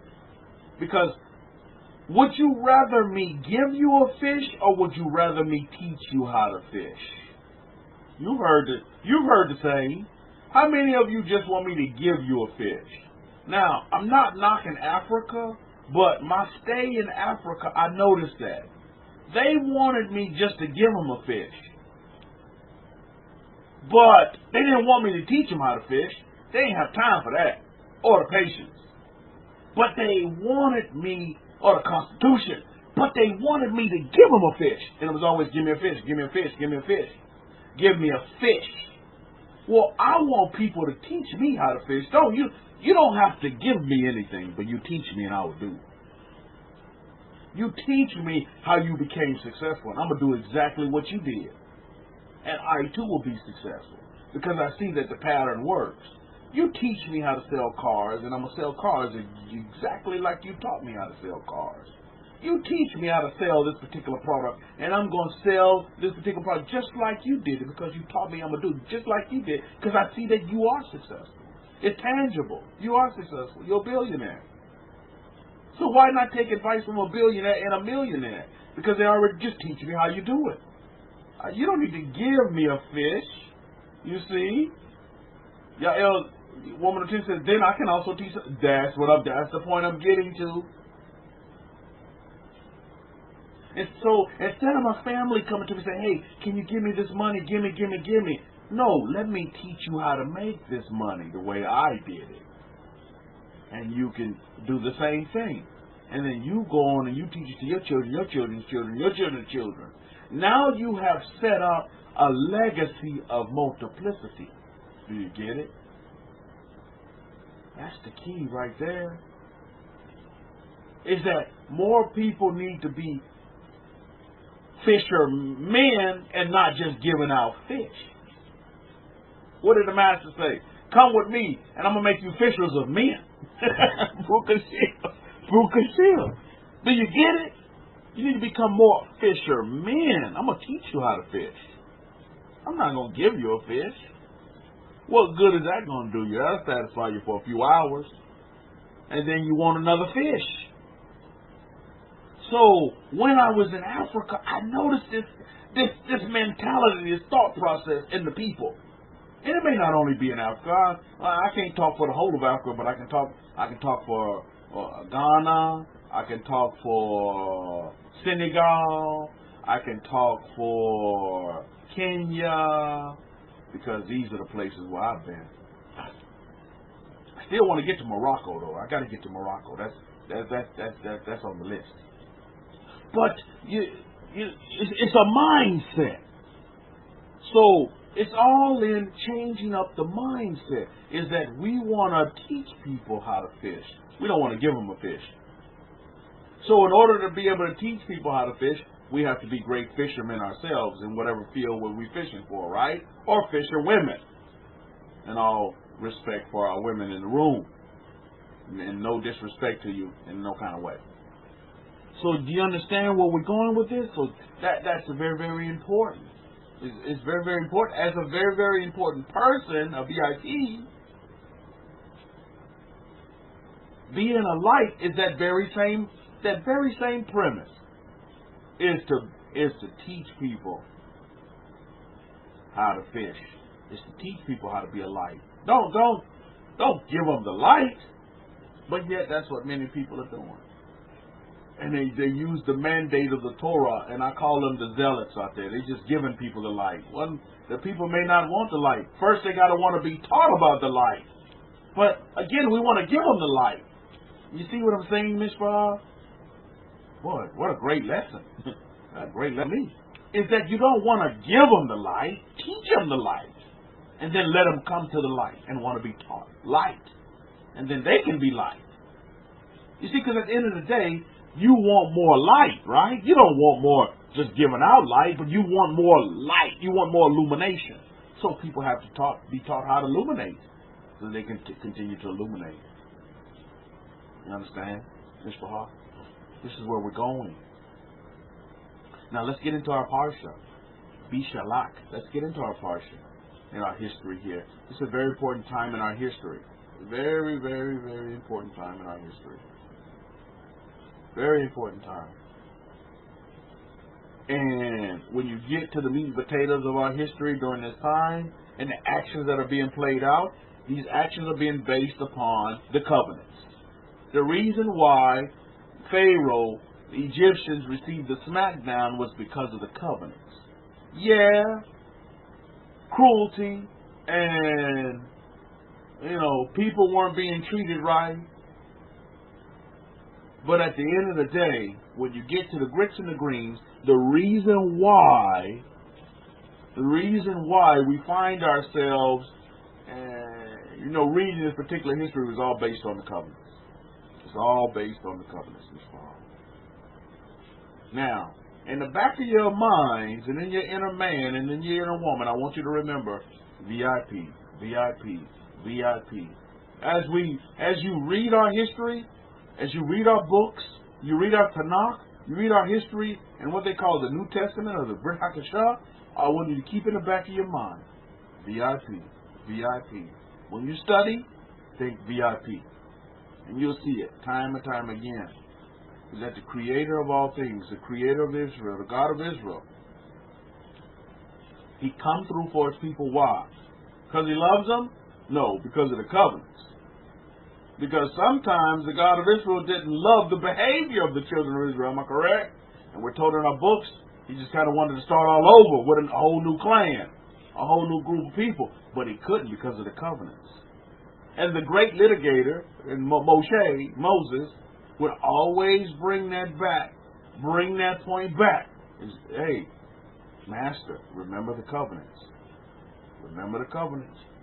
Well, we can't do that because of the covenants. Remember what you said? And that's another important point that we need to look at as well. Is, hey, not what did Jesus do, what did he say? What did he say? Because in your defense, you can always use the words of the Creator, the God of Israel, the Master Yahweh, in your defense. If you follow in his words, you're good. You can't go back on his word. What did you say? Remember what you said. Apple of your eye. Don't forget. Don't forget. Don't let that apple turn into sour grapes on you. Nope. You said these people are the apple of your eye. So let's remember these things. So let's get into our parsha. Bishalach. This is parsha 16. She moved Exodus chapter 13, and we're gonna pick it up. Let me open up here because let me open up. We're gonna pick up at what, verse 13 it is? If I'm not mistaken. Yeah, we're gonna pick verse 17. We're gonna pick it up verse 17. And it came to pass, and again I read from the Abrahamic-Faith Bible. If you don't have this Bible, please get this Bible and add it to your studies, add it to your library. It's gonna really help you come into understanding. Really, really gonna help you. And by the way, I'll put this out there as well. I do have some not so up to date versions. So if you all know anybody, and it's on your heart, and you know that it can facilitate someone to get a copy, and their money may be kind of funny, or you just feel like a great thing would be done, that this would be a great facilitator in them coming into who they are, and you kind of want to be that light, and you want to facilitate helping somebody in that aspect, and it's really on your heart and in your head, and you want to do something by giving out some scrolls or something like that. Shoot me an email with an address, and I can send them a scroll and help them out. Because I know there's people out there. You may know somebody that man, you want to help them out, and maybe you don't have the energy to do so. So we can facilitate that. We can help out in that aspect, to where we can put the scrolls in their hand and see what they do with it. So if you know someone like that will truly be benefited by getting the facts on the ground, and really, kind of facilitate them, helping them make a decision that because how many of you know, going back to the covenants, and embracing the covenants is a decision.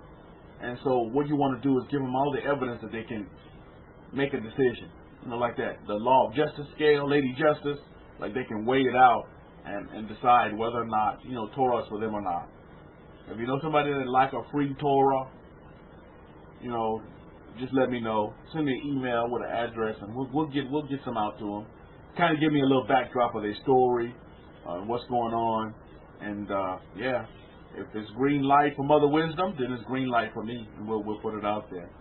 Because how many of you know the Abrahamic-Faith Bible is more valuable than all the jewels in Africa, all the gems in Africa, all the diamonds and rubies, and it's just more valuable than all that, because it encapsulates everything that you need, the covenants.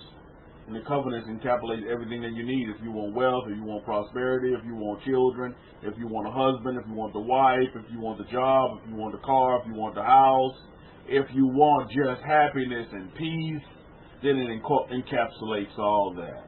So just shoot me an email if you know someone that would really be benefited by the Abrahamic-Faith Bible.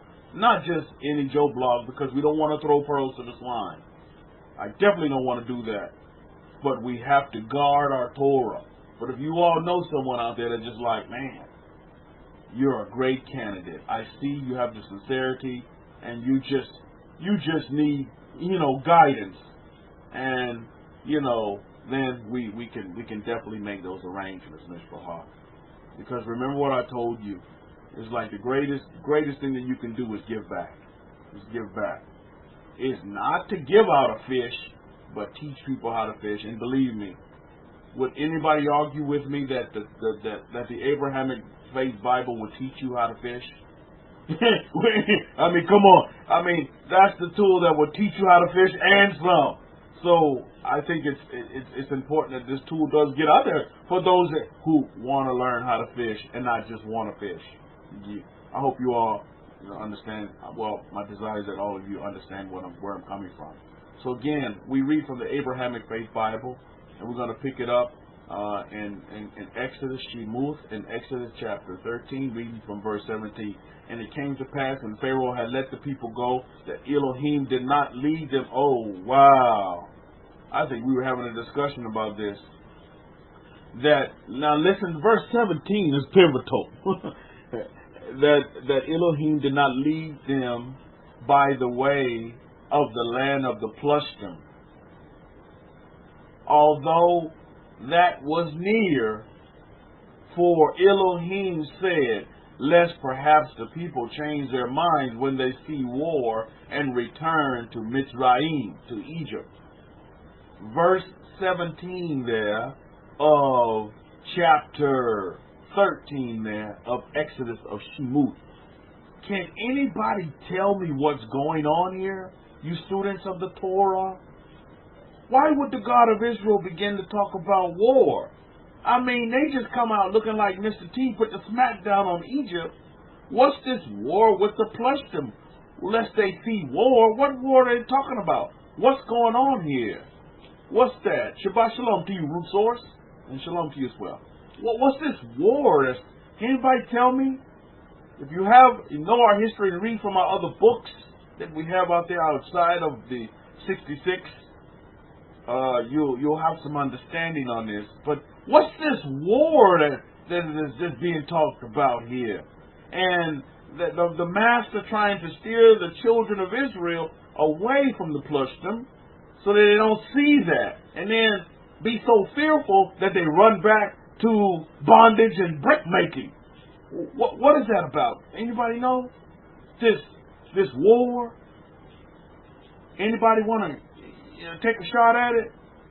Why in verse 17 is this being said? Lest perhaps the people change their minds when they see war. What war? And he said the Plishtim invaders who already invaded Ephraim, who tried to leave before Yahweh commanded. Exactly, Eddies. Remember we talked about this? The ragtaggers who said they want to do things their way instead of God's way, instead of Master Yahweh's way, didn't want to wait, didn't have patience. Oh no, we're going to do our own aliyah up out of Egypt. We'll do it ourselves. Ephraim, and they were totally annihilated.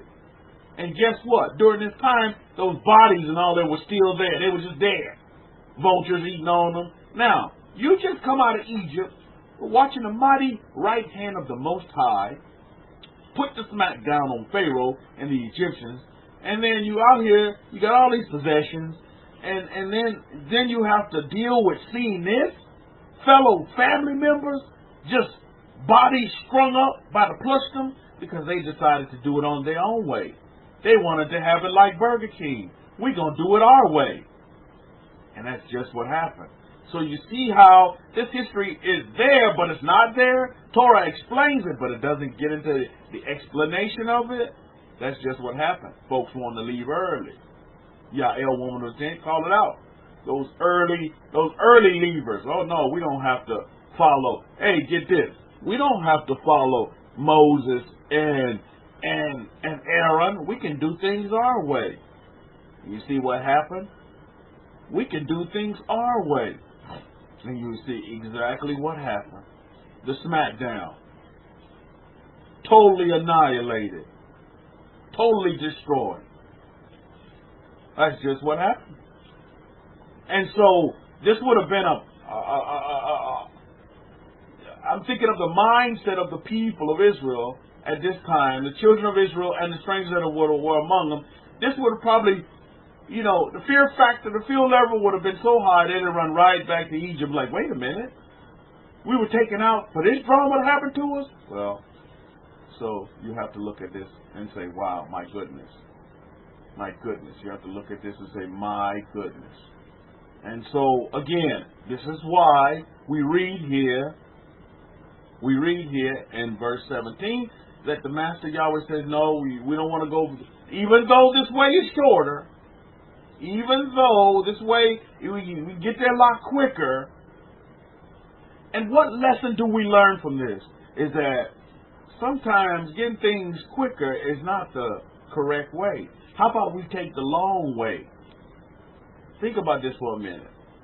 Maybe if you come into success quickly, it won't last. And you'll get annihilated. Why? It's because you were just given success, but you weren't taught about success. You see where we're going here? This is a great lesson behind this story in our history. Is that sometimes the long way is the right way. And let's put it in these terms. Sometimes when people come to you and they say, yeah, Rabbi, I don't know why the Master waited so long for me to come into this truth. Or I don't know why he waited till I got so old before I was able to. Now I'm old and I'm not able to do anything for the Master. I'm like, my goodness. How about have gratitude and thanks that you are a part of the awakening club, Israel who has woken up out of her slumber and has come back and embraced the laws of Moses and embraced the Torah and embraced the covenants of Abraham. Baruch Hashem. Why sit here? Why it couldn't have been earlier? Hey, maybe you would have rejected the facts on the ground earlier. You are the people of the books? Are you kidding me? No, I was always told that the white Jesus that Grandma had up, a picture of white Jesus she had up on her wall there, that this is what I'm supposed to worship. Now you telling me that I'm the people of the books? People of color? This is their history? Are you kidding me? As you get to the grits and the greens and the meat and potatoes of it, maybe you would have rejected it earlier, when you were younger, you see. So everything has to have its place, and everything has to have its ordained moment in your life, when the stars align with the planets and everything just line up and you're ready. Because, the creator of all things, he's always ready. Well, he's just waiting on us to get ready. So as we try to put the blame game on the Master Yahweh, on the God of Israel, on Master Yah, we need to point the fingers back at ourselves and say, well, we just weren't ready. And not and quit making all these excuses and giving all of these opinions on, well, why couldn't God have done it earlier? Because you weren't ready. You see? You just weren't ready. You weren't ready. The Master's always been ready, and he's never left you or forsake you, but you weren't ready. That's up to that. Put that in the fact book, is that you just weren't ready. You weren't ready yet. And that's okay. It's okay if you weren't ready yet. That's no problem. You just weren't ready. And that's how you have to look at it. Is that, hey, I just was not ready. But now that I have received the revelation, the facts on the ground, now I'm ready to do what I'm supposed to do and be a light to these great nations that we've been dispersed and scattered in, and not sit here and protest and sit here to complain. There's no time for all that. Is there such time as too early? Yes, there is. How about we just sit and wait on the time of the Master? You all want success. You want that husband. You want that wife. You want great businesses. Be patient. I will tell you this day. I will instruct you all to be patient. It will come. But you just have to be patient. You see, because sometimes if you take the quick route, you'll get slaughtered and destroyed. Because you want it quickly. And you want to do things your way. Instead of just waiting and learning how to fish. Instead of just having the fish handed to you. No, you need to learn how to fish. Be patient. Learn how to cast that reel. Learn how to tie that fish knot to the hook. Learn how to bait your hook. Learn how to throw and cast with precision. Then the fish will just come in like clockwork. Because why? You know how to fish. Don't consider, oh, it's too late, too early, blah, blah, blah, so I need to do this myself. Yo, too late was too early, thus got you eradicated, like you see in verse 17.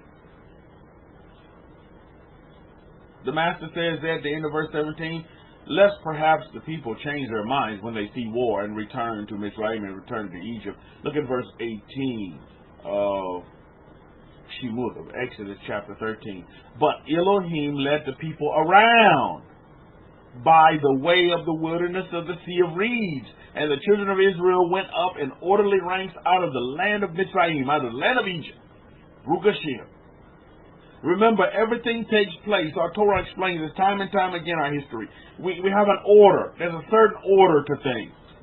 We just didn't leave out of Egypt ragtag like a bunch of just gangsters. Like a bunch of Mr. T's with all this jewelry and gold and all these things. No, there was a particular order to things. Orderly. The master always, the covenants, they operate in order. If there's no order, then believe me, the master is not in it. The God of Israel is not in it. That's not our way of doing things, Mr. Hall. We do things in order. We talked about learning how to fish.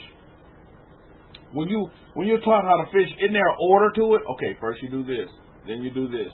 You want to get you a reel and a good line with good test line on it so you can catch a big fish. There's an order to it. There's an order to everything. I'm noticing that with the markets. I love the stock market. I love stocks, bonds, options, forex, currency market. There's an order to it. Once you get that order down, once you understand how the market moves and what to look for, my goodness, the world is your oyster, as they say it. After that, then, you just begin to print money. You have a money tree, and you just begin to print. You just take it, you just pluck it down. I'm seeing that. And I'm reading about how hedge fund investors, they do this, and how they became successful at doing this and following the exact same patterns. For those of you who are in the market and you want a great book, get this book. It's called The Man That Beat the Market. Google that book, The Man That Beat the Market. That's a great book. And it goes in talking about a lot of the, how hedge fund managers started and how successful they are today. And we all know them. There's some big names in that book. And they all started as hedge fund managers trying to figure out the pattern, the order to the market, and they figured it out. There has to be an order to everything. Everything that operates in order will be successful. How many of you realize that in your life?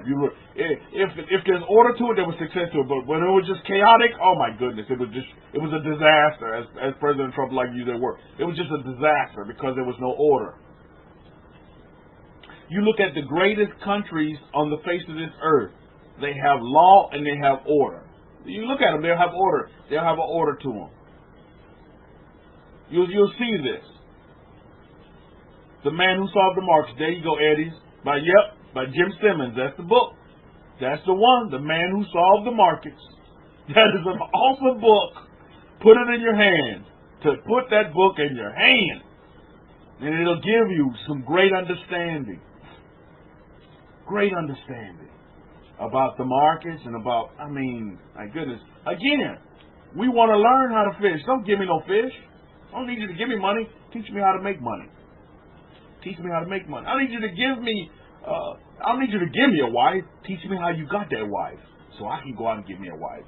I don't need you to give me a husband. Teach me how to get a husband so I can go out and get it. What tools do I need to have? What order do I need to... And see, this is what life is all about.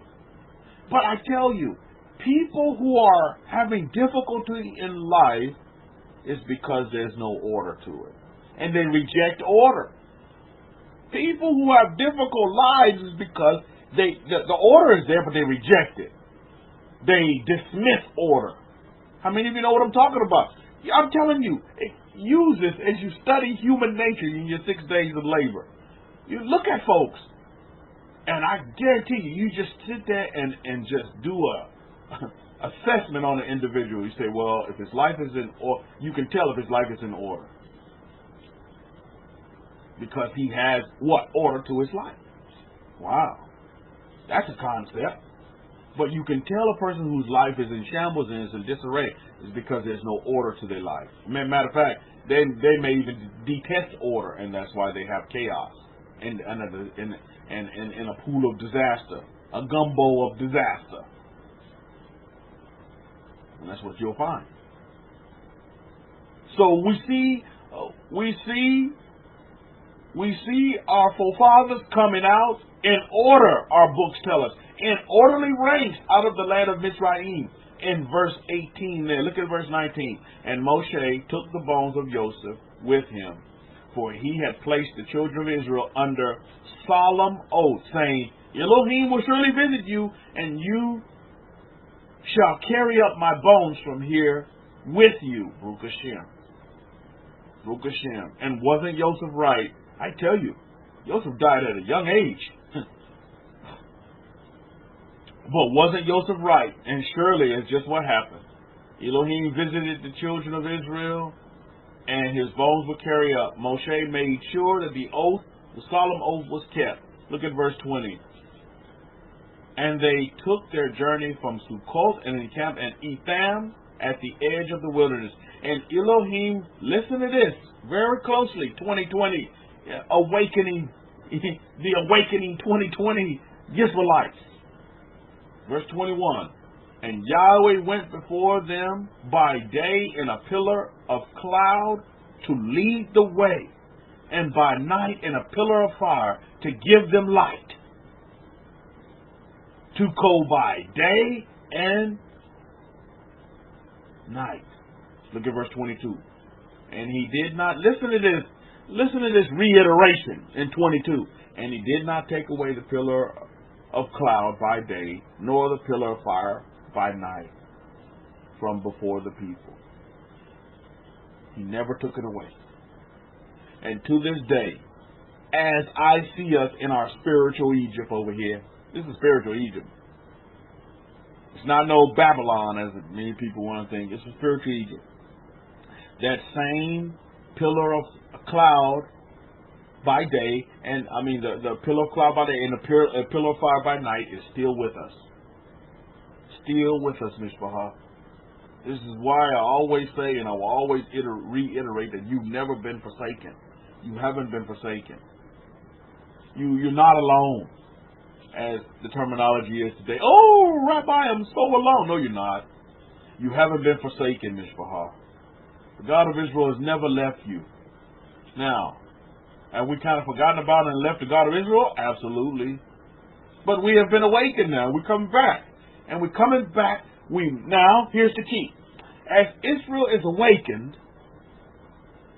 those lost sheep from the house of Israel, as the Master Yeshua calls them, that he came for, as those Israelites are awakened, now it's very important that they go back in an orderly fashion, following orders. That's the key now. 2020, Israelis must follow orders.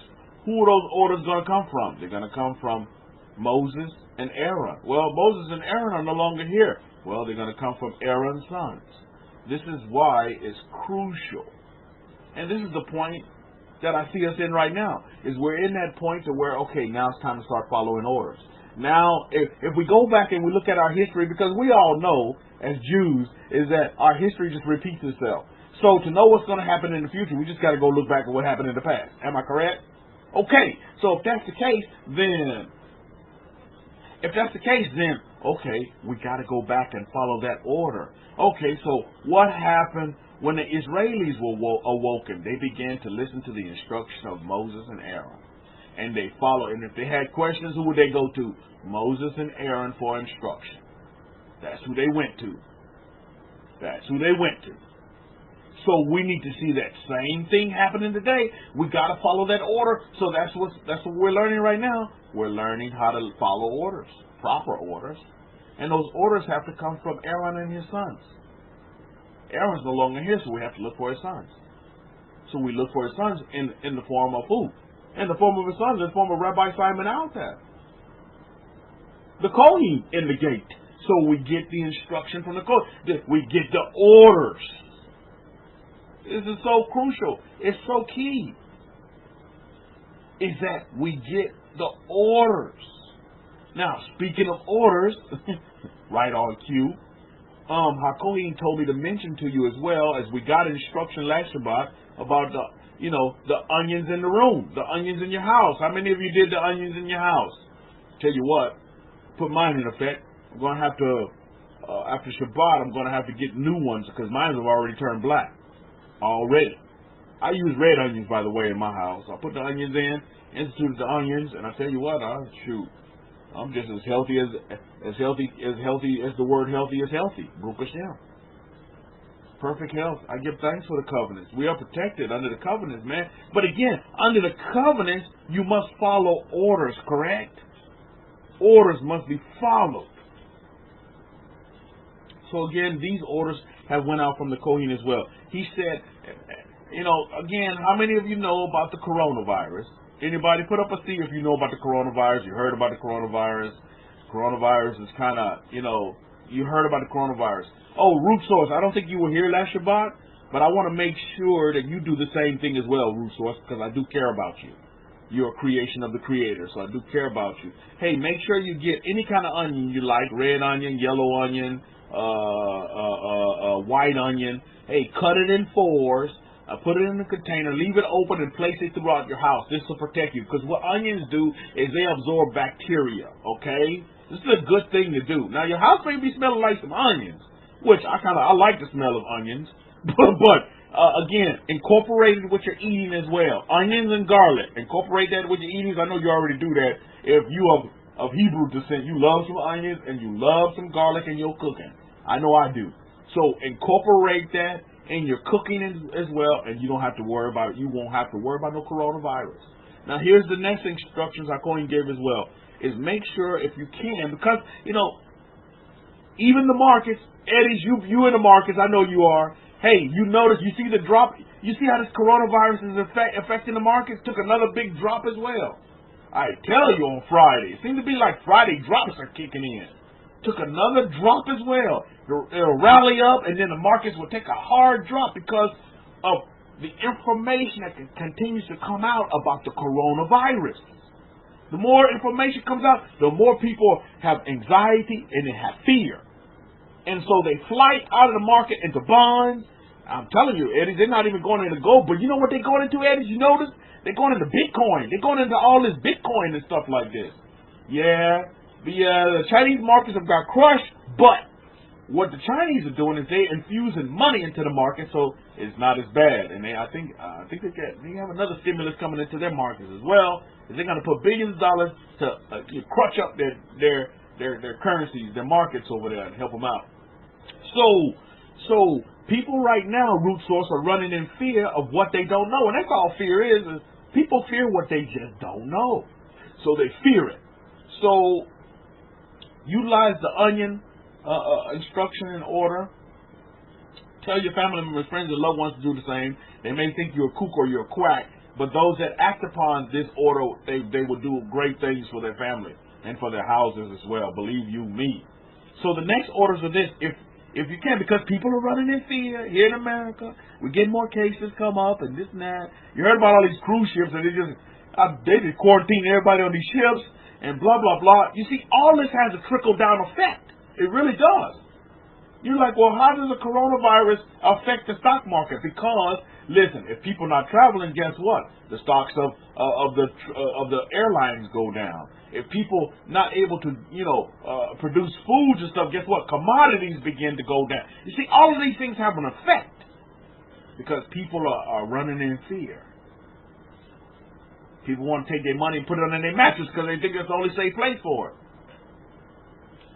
So the orders given from the Kohen is this, is if you can, get 3 months of foodstuffs in your house. Keep them in your house because what they're saying is that before things get better, they may get a little worse. So we must be prepared for these things. So if you can, get foodstuffs of at least 3 months. Food and more importantly, water. Make sure you have your water. At least 3 months of water in your house. Go get you those big old water jugs and keep them in your house so you can have, because, they're talking about, I remember, what was it?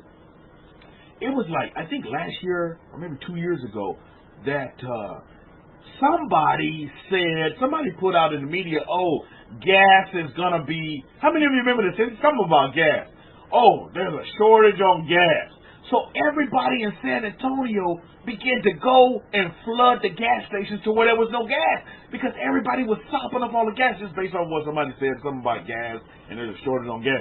So everybody went to fill up all their tanks at one time, thus running the supply of gas short. I remember that. I was like, man, how the heck am I supposed to get to work if I don't have gas in my car? And so people, because of remember we talked about what people say. What people say can run people into fear, or it can run people into what? In faith. So this is why we always want to, say things that are positive and uplifting, like you are a VIP. You're a very important person, because you are. You're not some, whack job. No, you're a very important person. Don't let nobody call you a whack job. You're a very important person. So Hakohen said, if you can get 3 months of food stuff, begin to store at least 3 months of foodstuffs in your house. Just in case people begin to raid the Walmarts and this and that, and because of the coronavirus and isolation and blah, blah, blah, and blah, blah, blah. So, just to be prepared, this is always a good thing to do, is at least have 3 months of foodstuffs in your house, and also at least 3 to 6 months of water, because you never know what can happen. And water is a necessity.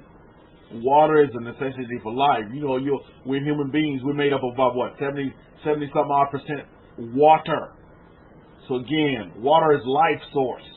So always, how many of you right now you already have water stored up? Hakohen came to my house one time, and he gave me big old bottles of big old water jug bottles of water. And I've kept them ever since, just in case. So if you don't do that, consider doing these things as well as a part of your orders as well. Orders from the Kohen in the gate, the son of Aaron. Make sure you do these things. They're going to really help you. You see, this is not about a Bible verse. You know what I'm saying? What you're going to get here is real life. You see, again, it goes back to the question I stated earlier. How do I take this Bible and apply it in my life in 2020? And this is how you do it. You follow the orders of the Kohen, because he's only going to give you these orders that are only going to be beneficial to you. Not only to you, but to those around you, because you tell those around you too. Don't keep this information to yourself. You tell those around you. Because there's a lot of good Christians out there.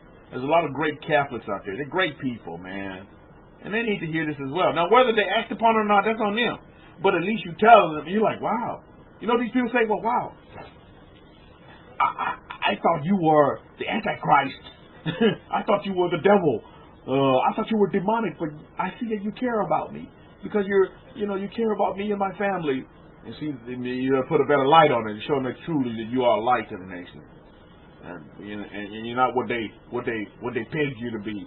Is this the demonic, evil, wicked person because you don't go to Sunday church? You know what I mean? So truly tell those that are around you as well. Give them these orders. Now whether they act upon it or not, that's none of your business. You're going to sleep good at night. But at least inform them. Inform them of these things, and these things will be very beneficial. Very, very beneficial. While everybody's running around for a vaccine, Mother Earth has already given us the tools, Mishpahah. How many of you understand that? Mother Earth has already given us the tools for any kind of virus, any kind of bacteria, any kind of thing. Mother Earth has given us the tools. But we've forgotten about Mother Earth, and we went back to what? We have coalesced with Big Pharma. Oh, well, they'll make a medicine for that. They'll make a medicine for this. They'll make a medicine for that. And yes, they will. But medicines come with consequences. So, what do I need to have in my war chest, or in my medical chest, in my family chest, in my home? What do I need to equip my home with? You need to have some onions. You need to have garlic. What else do you need to have? You need to have your water. What else do you need to have? Let me tell you another crucial one that you need to have. And you should take this every day. Is you need to take some oregano. How many of you take oregano? Incorporate oregano in your cooking and take oregano, turmeric, or tamaric, or however they pronounce it these days. Keep these things in your home. Utilize them. Put them in your body, and they'll do super things for you. Super, super great things. Oregano, especially. I tell you, I've been taking oregano. You know, every time people go get flu, I haven't had the flu shot in probably 16 years, and I am a health care provider. I take care of sick babies, sick babies, and I haven't had a flu shot in over 16 years. But you know what I do take on the regular? I take oregano. I get it in oil form, and I take it and concentrate. My goodness, you can get it on Amazon. My goodness, it's strong. I'm just going to prepare you. It's strong, but I'm going to tell you what, it does the job. And of course, I have my turmeric and apple cider vinegar tea that I drink. Turmeric, however they want to say it. That does wonders. But these are natural things that keeps the body well. And you don't have to run to Big Pharma, because Big Pharma is going to take you down a road that you don't want to go down, Mr. Bob. How many of you are products of Big Pharma? I mean the pharmaceutical companies, if you don't know what I'm saying. Anybody a product of or you've been a witness and a watcher to what Big Pharma and the pharmaceutical can do to you? Oh my goodness, they'll take you, oh my goodness. You start with one pill, you end up with 15 and 20. That's how they do you. That's all a part of the game plan, Big Pharma. So we want to go big natural. We all about Mother Earth, and what can Mother Earth give us? And has already given us. We just have to use it. Use it in moderation as well. Don't overdo Mother Earth too, because it can harm you as well. But you got to use it in moderation, and it'll truly work for you. Truly work for you. You see, we're going to keep it big natural. Eddie said, "Big natural. Forget Big Pharma. And keep it big natural." Yeah. Think about it. Why did our ancestors live for such a long time? You think about that for a minute. Why did our ancestors live for such a very long time? Did they depend on Big Pharma? No. I bet you they went and got some herbs and mixed it with this and that and the other and some goat milk, and before you know it, everything was gravy. And let's just not reduce it down to that. We have to go back and at the top of the tier, put the covenants there. These covenants for you to multiply, not divide. That's part of the covenant. That's covenant. That's covenant.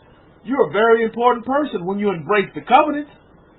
The covenants of Abraham, the covenants of Moshe, the covenants of Jacob, Baruch Hashem, you children of Jacob. That's heavyweight stuff right there for you, Mishpah, but it's real. And more importantly than all these people going to Saturday church and Sunday church, they need to hear real life things, not about some by and by somewhere. They need to know about the now and now. And that's what ran me out of them churches. You're talking about when to get to heaven? I want my heaven right now, root source. Why I can't have heaven now? Who says I can't? You know what I mean? I'm waiting on some by and by. Oh, when I get to heaven. I don't have time for all that. What about my right now? What's going to happen right now? You see? Yeah, a woman says I put turmeric in my coffee every morning as well. Well, that's great. However you want to incorporate your turmeric, I cook it with my chicken. My beef, I put turmeric. My soups, I put turmeric. I tell you, turmeric is a mainstay here. And to keep up in Yahweh, for sure. I love turmeric. It's like, I call it, it's like gold dust. It looks like gold, I'm telling you, and it has the value of gold. In my house, I treat it with respect and honor. I'm looking at my jug right here that I have marinade over here. My turmeric and my apple cider vinegar. My goodness, what a great! It makes a great tea. Great little drink. Kind of strong, but it does the job. It's very effective. And these are things that need to be considered. Now you see how many churches you're going to go to. They're going to tell you about this.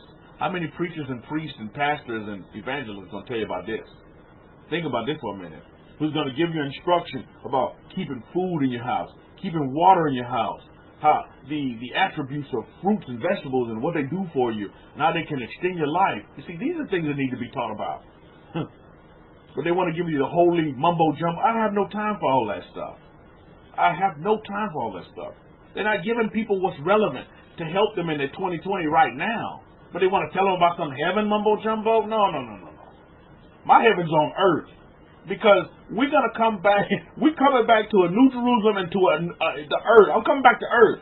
I'm not going to be flying in the sky somewhere. No, I'm going to be right here on this earth. Having dominion. Ruling things, you see? Again, it's crucial that this information gets out. So you tell anyone that's willing to listen. Now, yeah, oregano is just totally awesome. I love oregano. Oregano and I have a friendship that'll last forever. I take it every night before I go to bed. Hey, you know oregano, you got to be careful. I don't know if it does it for you, but I take oregano and it makes me sleepy. So I only take it at night when I want to go to bed, and I'll take a shot of my favorite my wine of choice to chase it. I chase it with wine. I chase it with my Morgan Dawood. I'll chase it with that because oregano is strong, and I'm taking it in a concentrated form. It's super strong. Super strong. So I chase it with Morgan Dawood, and I'm good to go. What's the name? Somebody says, okay, James says, if you don't know, also family, if you have a can of Lysol, it's in the back of it. You see in the back of it, one of the viruses it kills. You talking about Lysol? James is saying, if you don't know, also family, if you have a can of Lysol, it's in the back of it is one of the viruses it kills. Oh, really? I didn't know that, James. I'm gonna have to look at my Lysol. I have the spray lemon flavor. Wow. The ingredients as human coronavirus. Oh, I see what you're saying. Wow, that's interesting. Root Source says our foods are supposed to be used to heal us. Oh, indeed, Root Source. Hey, Root Source, excuse the pun, but you're getting to the root. You're getting to the root of the matter for sure. So I think that's very important that we look at these things and we we discuss these things because listen, we've been given dominion over this earth. What good is it to be given dominion over this earth if we don't use what Mother Earth has given us to facilitate extended, long lives, because that's part of the covenant. Long and fruitful and abundant life, that's part of the covenant. We're covenant people. That's why you're very important, because you're a covenant person. So when you tell someone, hey, I'm a very important person. Why? Because you're covenant people. Thank for that, James. That was definitely information for me. I'll definitely look into that Lysol situation. So these things are vital. These things are so very important for us to understand. Now let's get back. I'm telling you, we all over the place for good reason. Baruch Hashem. So always remember what the Master said there in verse 22 of chapter 13 of Exodus, and 21, where the Master says, and Yahweh went before them by day in a pillar of cloud to lead the way. That's the most important thing that we need as sheep, is we need a shepherd that's going to lead the way, that's going to be a leader and lead us. And that came in the form of Moshe and Aaron. Well, 2020, Moshe and Aaron are not here, but Aaron's sons are.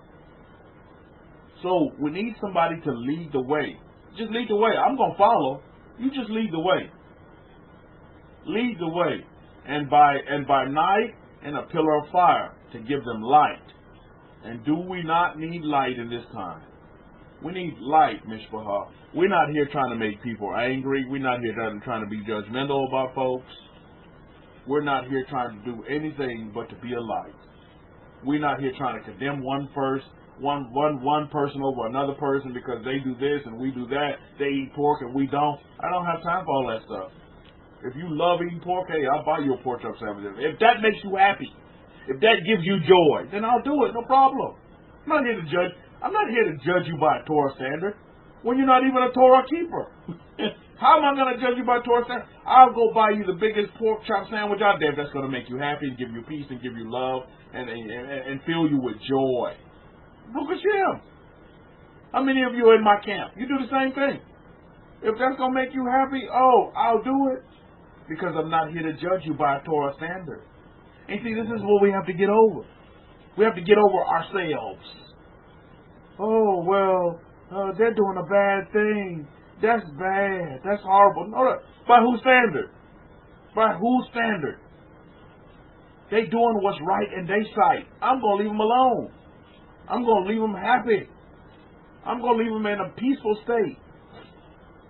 Well, if I give that man this money, Rabbi, all he's going to do is go buy him some liquor. Well, if it's liquor that makes him quicker, then so be it. Let him go get him some liquor. If it makes him happy to drink his liquor, so be it. I know me in my house, I'm in my house and I'm sitting on the back deck and I'm drinking my Morgan Dawood. I'm drinking me a little rum and coke. Hey, I'm happy. I'm not bothering nobody.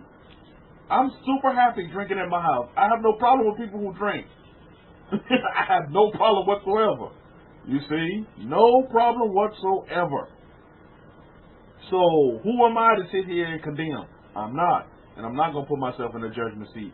I'm going to love people. And I'm going to show compassion to people. Luxury class says, I'll have a couple tonight. Indeed, I will too, luxury class.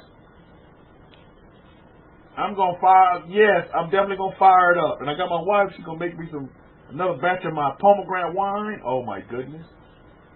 Lining that up as well, having it with my barbecue. That's right. That's what's going down. We're here to live life, not here to constrict. Torah frees you.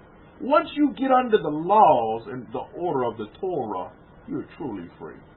And your life is such at peace, full of joy, full of happiness. Oh, well, you're painting a nice rosy picture, Rabbi. Well, I understand that, I understand that things will come. Problems will come. That's a part of it. But you see, we have the problem negator. We have the tools to deal with any kind of problem, any kind of situation. It doesn't matter. It doesn't matter. You see? It doesn't matter. Russo said, I consider paying for an alcoholic a sin, however, and I wouldn't do it. Okay, Russo, I truly respect that. I truly do respect that. I truly do. For alcoholic, I can't sit here and say who's an alcoholic and who's not. But if somebody takes the money that I give them and go buy them some liquor, then so be it. Let them go buy them some liquor. I drink alcohol. Are you saying I'm alcoholic? You see what I mean? And I'm pretty sure there's a lot of people in this room that drink alcoholic. And again, Jesus changed water into wine. Is he alcoholic for making all them alcoholics at the wedding? His first miracle, by the way. You see? So again, I'm not going to sit here. I'm not going to sit here, you see. I'm not going to sit there, you see. Okay, look, hey, even Rousseau says, he or she drinks too. Okay, Brukas him. Great. So again, we have to, you see, Rousseau, you made a great point, if you don't mind. You made a great point that we've been talking about. It's the point of we have to guard ourselves about being judgmental. You see, we can't, and it can be subtle. Well, we can call somebody an alcoholic and we haven't walked one day in their shoes. How do I know they're alcoholic? I don't know. They go to AA meetings and I saw my AA or something. I don't know. You see? So it can come just as subtle as what Ruth Source was talking about. That's why we have to guard ourselves against that. We truly do. Because, these subtleties, and the worst thing you want to do with the Torah is to shame people. That's the worst thing you can do as light to the nation. And we don't want to shame people in no kind of way. We don't want to shame anybody, and that's not our place. It's not our position to shame people, to put people down. So it's better to stay neutral, like we were taught by our Kohen, is to be neutral. Look, I don't know if you're an alcoholic or not, but hey, I like to drink wine, and I like to drink wine, and you do too. Okay, so here, let's go drink wine together at my house, because I only drink at home. That's mandated. That's an order for us Jews. We can get booty drunk at home. Do what you want, plaster yourself, but at home. I don't drink in public. I don't drink in bars. I don't do that. I only drink at home. Rousseau says, people lack the fear of Hashem. Oh, indeed. Indeed.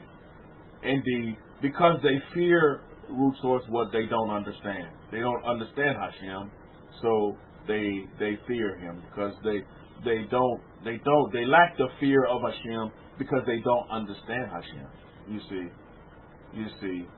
Yahya Woman of the 10 saying, my position is, you like it, you love it, have some more of it. Wow, that's a good opinion for humanity. That's right. You have some more of it. So be it. If it makes you happy, it gives you joy. You meeting your marks, then so be it. Then truly do it. You see, we have to come out of this, and again, we continue to learn and we continue to grow and we continue to illuminate. Our light continues to get even more luminous because we continue to, just as we're students of the Torah, we need to be students of nature. More importantly, no, not more importantly, but secondly, importantly, is that we need to be students of nature because get this, everything in nature was created by the Creator of all things. And so, again, we being given dominion over this earth, and we're responsible for all those things. You understand what I mean? This is so very important to understand. We don't want to put ourselves in a bubble and just think, oh, it's just our world, and that's just it. You see? No, it's bigger than that. It's your world, and you're responsible for everything around it. That's in your sphere. That's your responsibility. There was a little bug that came into the house. I found some little bug. We got Nachan, my 4-month-old here at home. And there's this little bug that came into the house. And my wife was like, oh, you need to kill this bug. I'm like, no, we're not going to kill it. We're going to capture it, and we're going to let it go free in the garden. We're going to let it go free in the garden. You see, even for the little bugs, people, plants, and pets, we have to be very careful for them. I got this one plant, and I named him Judah. And Judah just so happened to be in the bathroom window, and I was getting the shampoo, and Judah actually fell in the shower. I'm like, dang, Judah, I'm super sorry. So I had to put Judah back together again, and Judah, I was just talking to him last night. I'm like, Judah, I'm so sorry. I'm talking to this plant. Hey, I'm so sorry for dropping you in the shower, and had to replant him and everything. I'm like, Judah, you gonna... And some of his leaves are starting to die off. And I'm like, man, Judah, I'm super sorry. But I said, Judah, you're going to come back even stronger. And I gave Judah a kiss.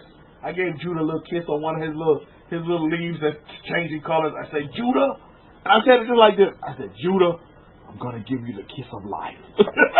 I said just like that last night. I gave Judah a kiss on his one of his little leaves. And you know what? Judah's going to come back. And I believe that with every part of my being.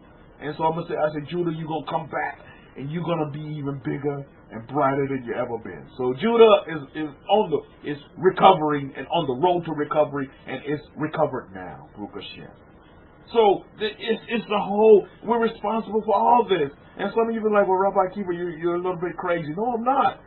I appreciate everything that's around me. Rousseau says, in a perfect world, would you agree we should eat animals? Well, I don't know what you mean by eat animals. Well, I go back to Leviticus 23, and we've mandated what foods we can and cannot eat. You know what I mean? I go back to the covenants, you see. So again, I think that's important to look at. I go back to the covenants. Now, some people don't, Again, 11, there you go, 11. So we have to look at these as well. We have to go back to our sources and what we're told to do, what we're told not to do. But still, you see, when you go back to the covenant, there is no buts. You know what I mean? So I think it's important that we look at that as well. look at that as well. Now, you see, you get outside of what we're, let's just say, like I was taught. You get outside of what we're told we can eat. Did Adam eat meat? Ooh, that's an interesting question there, Root Source. Interesting question. Interesting question. Interesting question. Well, I will say this, is that, let's just put it this way, for what we know in our history. When the master went looking for Adam, and he couldn't find him, and he was saying, Adam, where are you? Okay? And Adam could not be found because he was hiding. What did the master do for Adam when Adam said, the master said, Adam, why are you hiding? And who told you to put these kind of, I'm paraphrasing, who told you to put these kind of, why you have these fig leaves on? What are we told in our books was done? That the master did what?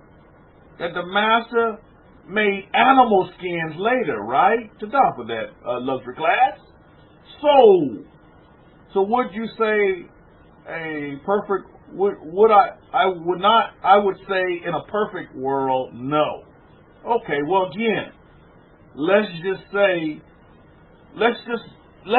concern ourselves with the world that we live in now. Okay?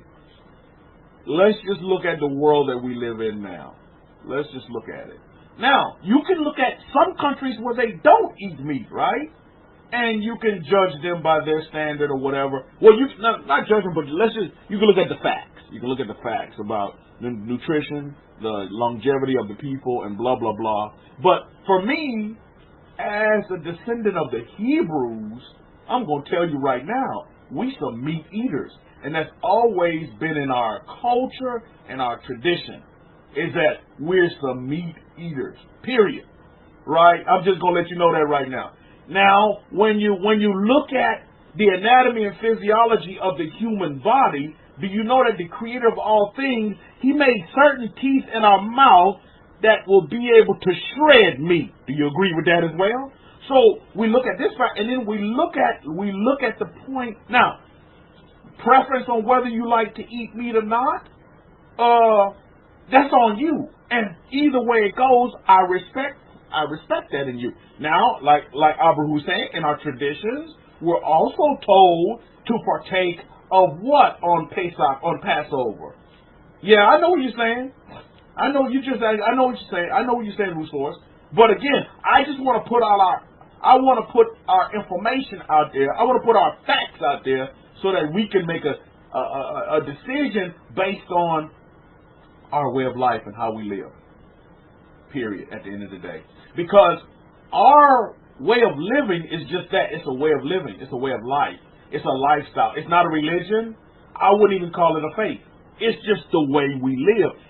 And that's what separates us from everybody else. We're covenant people. We live a certain way. You see what I mean? You see what I mean? I think that's very, very important to look at. Luxury time saying that you can eat according to Leviticus 11 and Deuteronomy 4 or Genesis 1 and 29. Because we live by a certain order of laws. Now, when you get outside of that, you say perfect world, just that, the other, and the third. Hey, I don't know. But I can tell you from the garden that tree of what they call good and evil, that we're told in our books that you would be able to eat from that tree and it would taste like whatever you wanted it to taste like. So, if I felt like eating buffalo chicken wings and I'm partaking of this fruit, then it would taste like buffalo chicken wings. If I felt like eating, I just realized this, is that the original chicken wing was created in Buffalo. I didn't know that, like buffalo. And I was like, wow, that's interesting. So, again, learn something new every day. I didn't know that. So, I don't know if some of you knew that, but I didn't know buffalo chicken wings originated in Buffalo. I didn't know that. Or if you wanted it to taste like fried liver or chicken gizzards, then it would taste whatever like you wanted it to taste like. So again, and I firmly do have of belief in that, because, you know, the Creator of all things want to give us what we want within the law and order perspective. Now, you can go outside the law and order perspective, like what Ruth Source is talking about. And my wife is Chinese, and she's from China. She's from Chinese. She's from China. From China. And believe me, they go outside of the law and order of the Hebrews, and they want to eat dog, cat, snake, goat, donkey, everything from the sea. They'll eat it. They eat it. So again, we have to look at these factors, and we look at what's going on around them, and why things are happening a certain way. It could be because, you know, there are certain foods, I'm going to put it this way, there are certain foods that the Jews are permitted to eat. I'm going to put it to you that way. And we eat them. That's just it at the end of the day. And we eat them. Why we eat them? Because we're permitted to eat them. And there are certain foods we're not permitted to eat. Why are we not permitted to eat them? I don't know, but we're just not permitted to eat them. So, I mean, sometimes, hey, do you ever run into this, look, the root source, you run into this point to where sometimes, you know, your father would tell you to do something. Would you say, well, why I have to do it, or would you just do it? Because your father told you to do it. Now, in my household, if my father told me to do something, and I asked, well, why do I have to do it? Before I could complete that sentence, I would be picking up my teeth off the floor. You get what I'm saying? That's how it was in my household. How many households was like mine?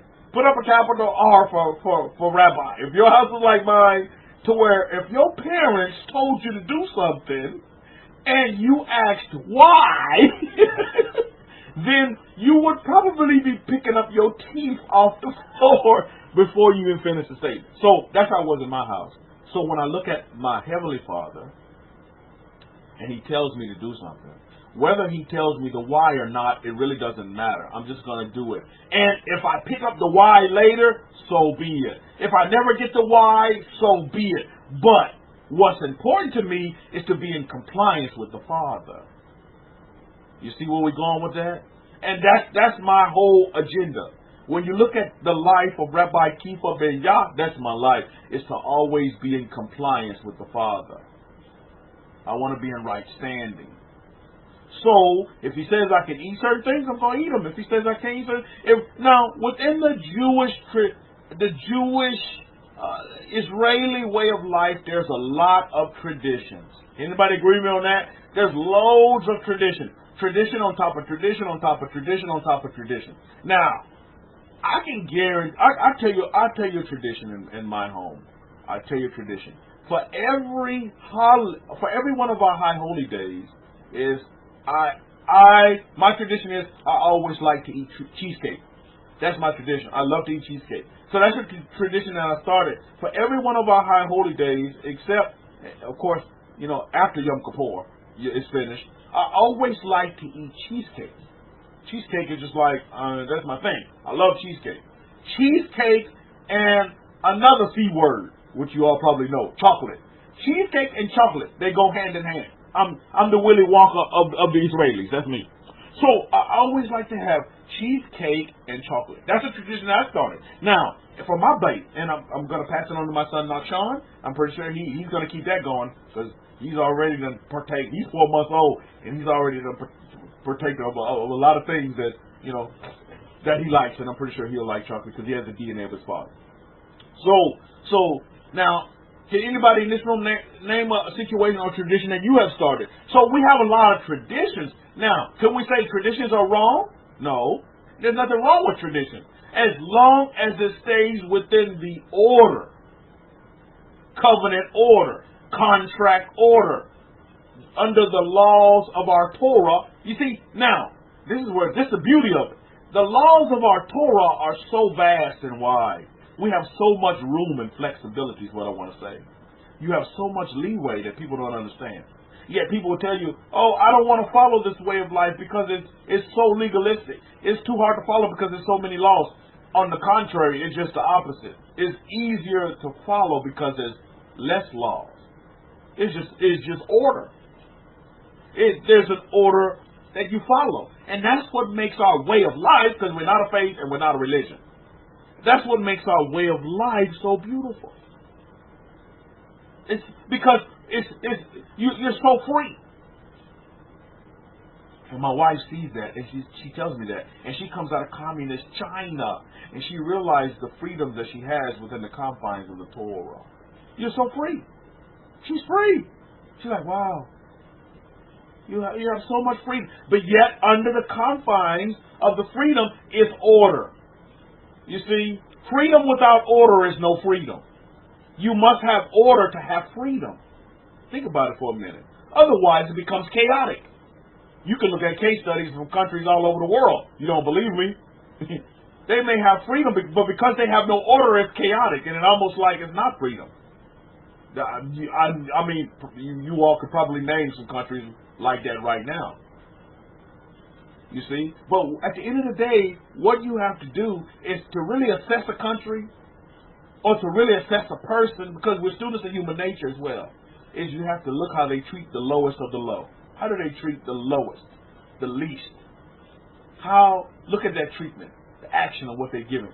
And that'll tell you if that person is great, is a great person, has a good energy, has good vibration, or just the opposite. Doesn't have good energy or good vibration. So my point of the lecture today, and I'm getting ready to wrap it up because we've been going for a minute now, and I got to get on baby duty here in just a minute here. It's baby duty on the Shabbat. I spent a lot of time with Nakshan, my 4-month-old, on Shabbat. Luxury Class says, I was wandering lost until Torah found me. Luxury Class, and we were talking about this Shabbat. How we talked about the Master Yeshua, Jesus of Nazareth. Who did he really come for? I mean, who did he say he came for? I mean, think about it for a minute. We talked about this. We discussed this. It was those lost, wandering sheep from the house of Israel that he came for. He came for Luxury Class. Brookashire. That's who he came for. And he said that's who he came for. Now, I'm not trying to segregate, because we don't divide, we multiply. That's a part of our covenants, is we multipliers. So anybody else can come into the fold. You can come into the covenants. The covenants are open for all. But you have to be willing to come willingly, and you have to come under your own decision. You have to come under your own free will. You can come to the covenants. It's not. It's inclusive, but it's exclusive as well. Why is it so exclusive, Root Source? Because we don't eat pork. You see, we don't eat shellfish. See, that makes it exclusive, but at the same time, it's inclusive for all. All can come under the order. You see what I mean?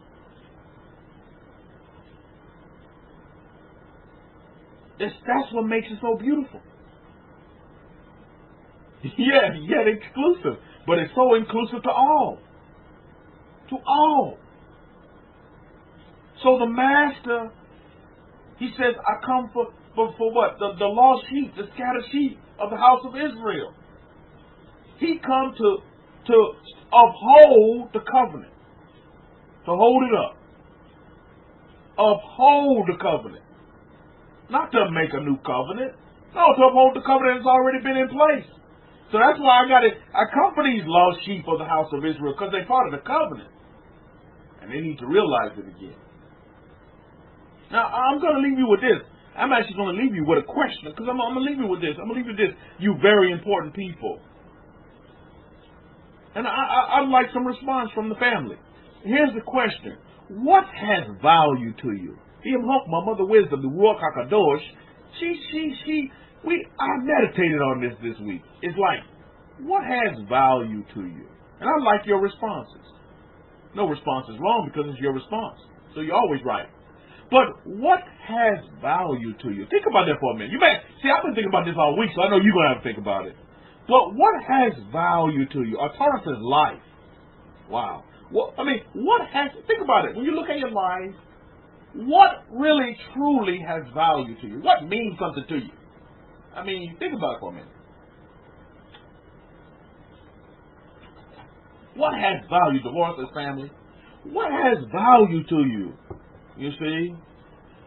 What has value to you? I'm going to leave you with this. This is something that you can take into your 6 days of labor. and think about, meditate on it. Consider what truly has value to you. Now, I want you to base this, because you're going to take this into this week, but I want you to base it on the actions that you take this week, because your actions will tell you what has value to you. Another thing I'm going to leave you with as well is this. I want you to think about this week. Meditate on this one as well. Is knowledge, you heard the saying, knowledge is power. But is knowledge power? Think about that one. Think about, people say this. How many of you heard the statement, knowledge is power? But I want you to consider that. And I want you to truly think about that statement. Just meditate on it these 6 days. Truly, is knowledge power? Think about it for a minute. I'm not saying yay or nay either way, but because I'm meditating on that one. Is knowledge really power? But I will tell you this, as we look at our history, we can get some great clues. And just like Root Source was spot on by going right back to the beginnings, to Bereshit, back to the beginnings, when you look at the beginnings, there's the clue right there for us Israelis, us Jews, us Hebrews, to answer the question, is knowledge power? Is knowledge power? That's what you have to think about that for a minute. Think about that for a minute. Truly, is knowledge power? And the other question is what has value to you? Luxury Class says, I'm listening. Yeah, this is some deep questions here. You see, is knowledge really power? I'm not saying yay or nay. I'm not trying to sway you, but I want you to come at it, put your Hebrew hats on, and come at it from our historical perspective, from our history. You see, think about that for a minute, and we're gonna follow this up next Shabbat. So on that note, we'll wrap it up for this Shabbat, and I wish you all a great Shabbat ahead, great 6 days of labor ahead, great time of rest and recuperation, rejuvenation, and remembrance on this Shabbat. Have a great time with your families, and we'll pick things back up. Remember your food sources. Try to get 3 months worth. Luxury Class, we're always glad to have your family. Your family. No worries. Your family. Luxury Class, we talked about getting 3 months of food stored up. That was instruction given by the Kohen. Hey, Root Source, it's nice to meet you. Hope to see you back. You're more than welcome. We're like our descendant Abraham, our father. The doors are always open, so you're welcome to come back. Bring some friends next time if you like.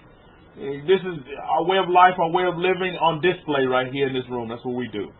Also, Luxury Class, 3 months of foodstuffs if you can, and 3 to 6 months worth of water keep in your house.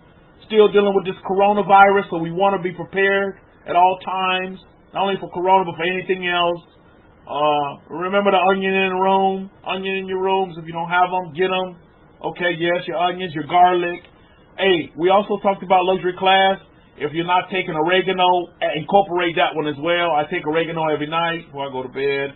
It does wonders for the body. Oregano. I take it in liquid form. Neem. We talked about neem, huh?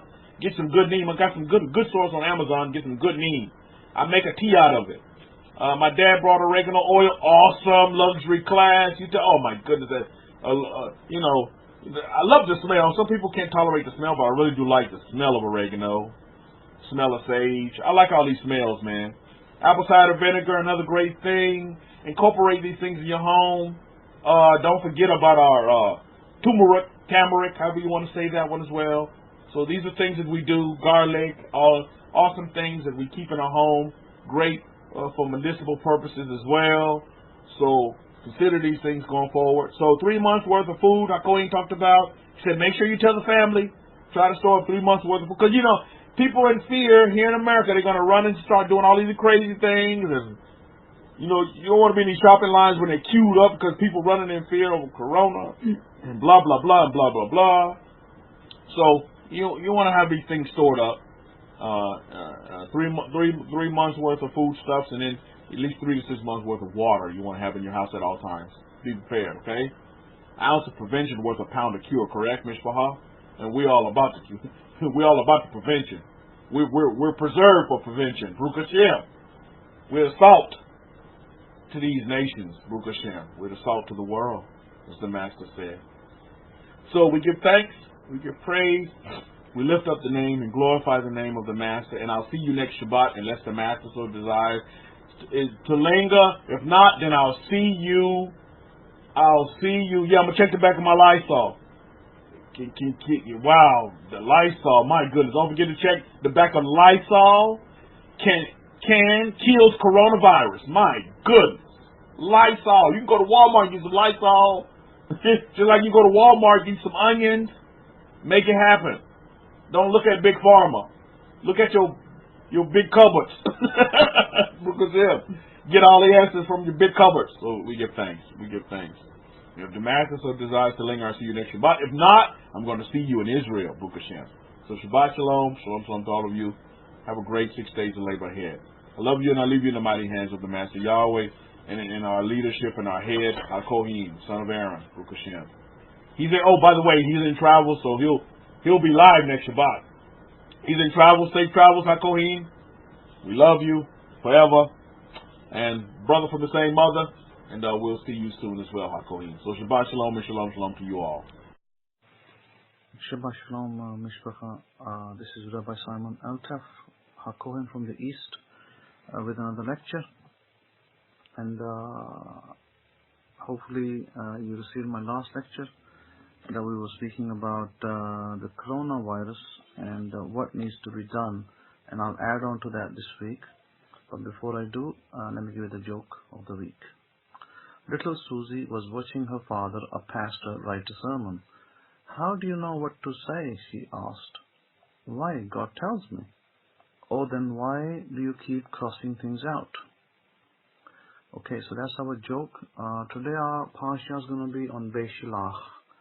And we'll look at that and we'll try to get some understanding on it. But before I do, testimony time first. I did go out and meet the Torah group over here in Pakistan, which is a few days back.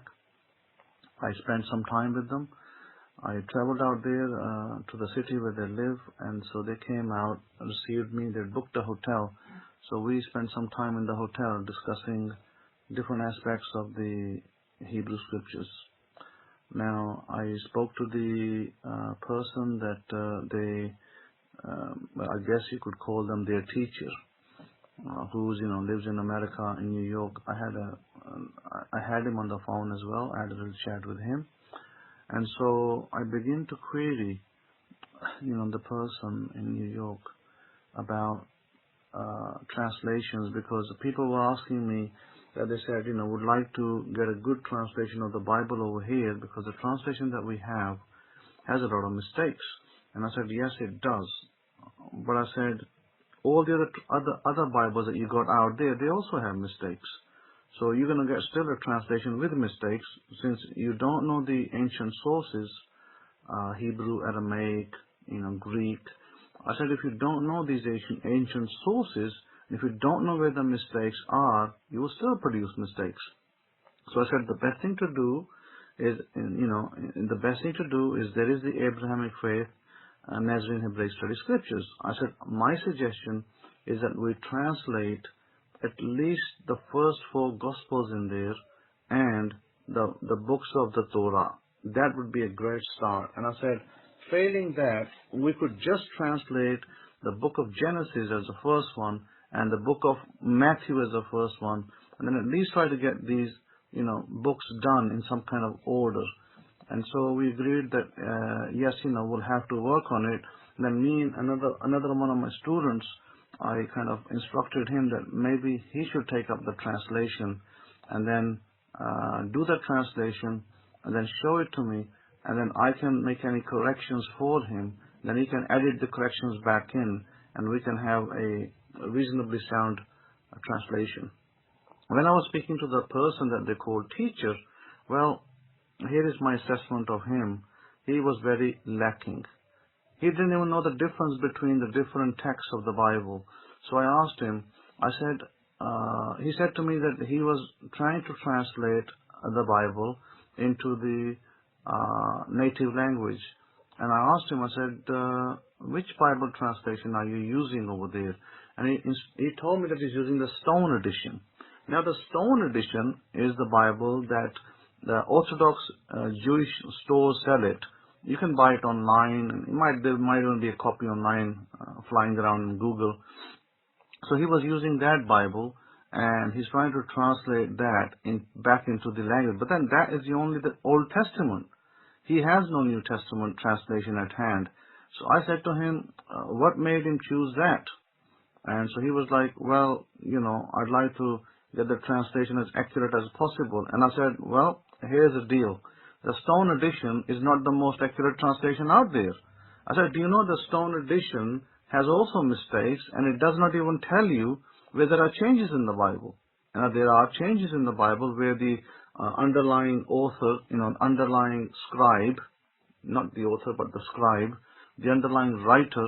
I said the underlying writer has changed the word, Yahweh to Adonai, or has made, spelling changes in a word, removed the Va in a word and put a Yud instead or something to that order. I said, how do you know? I said, how do you know that where those things are? I said, Stone Edition makes no markings. There's no footnotes in it. So I don't think that that's the most accurate translation out there, because it's Orthodox, and what they have done, they have deliberately misconstrued translation verses so that Christians can't use the verses from the Psalms or from the other books of the prophets to justify that Jesus is the Messiah. I said, that's the reality. So I said, we don't do that. I don't do that in my translation. I don't try to hide the fact whether Jesus is the Messiah or not. But I said, but the Jewish translators had to do that because Christians were using prophecies to hide the fact that Yeshua, Jesus, is a Messiah. And I said, taking point, he made a point about Isaiah 9:6. So I said, what about Isaiah 9:6? I said, Isaiah 9:6, they have tried to hide the point that it applies to Jesus the Messiah. And so I learned that their teacher actually did not believe that Jesus is the Messiah. So that's why he was using the Stone Edition. So I said, okay, that's fine. I understand that. But I said that, and then he does not believe that New Testament should be used to set, doctrines or even just to read it.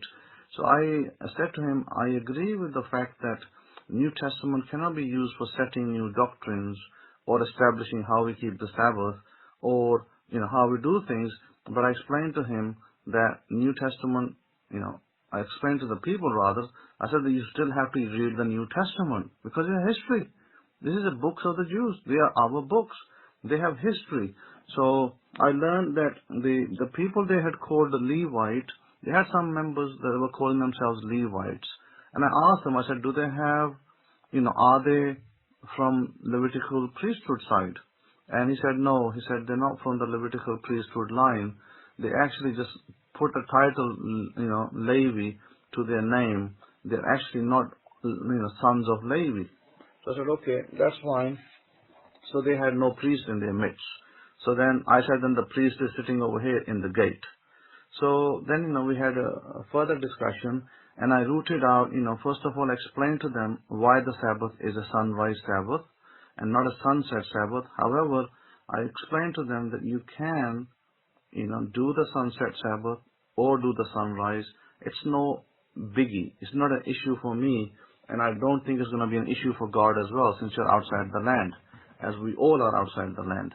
But I said, in the meantime, as long as you keep the Sabbath, that's great. You keep the festivals, that's great. We can always have little discrepancy on what day we keep it, but as long as you keep it, that is great.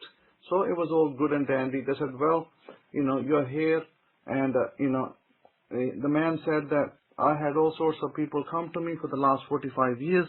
I've been trying to get people away from wrong doctrines of Paul and, trying to get them in the right teachings of the Torah, or to what the best of our ability, and the people over here are very hard-headed, and the pastors turned them against us and said that because I'm trying to teach them the Torah, that this man is demon-possessed and things of that nature. So I said, that's fine. So I said, but now, now that you have a Kohen in the gate, we need to progress this further from where you are. It needs to go outside your village. They had about 40, 50 small villages where they lived, and they're basically teaching over there, and there are 15, 16 families in Torah. So I explained to them that you have to put the 10 Commandments up. I said in the West, we have this tradition of putting the mezuzah up. I said, we put the 10 Commandments up, which is what the ordinance is. The ordinance is put the 10 Commandments up. But you can't do a mezuzah. If mezuzah is what you like, but that's not the ordinance. That's just a tradition. So I said, we do the 10 Commandments, you do the 10 Commandments. They said, we will do the 10 Commandments.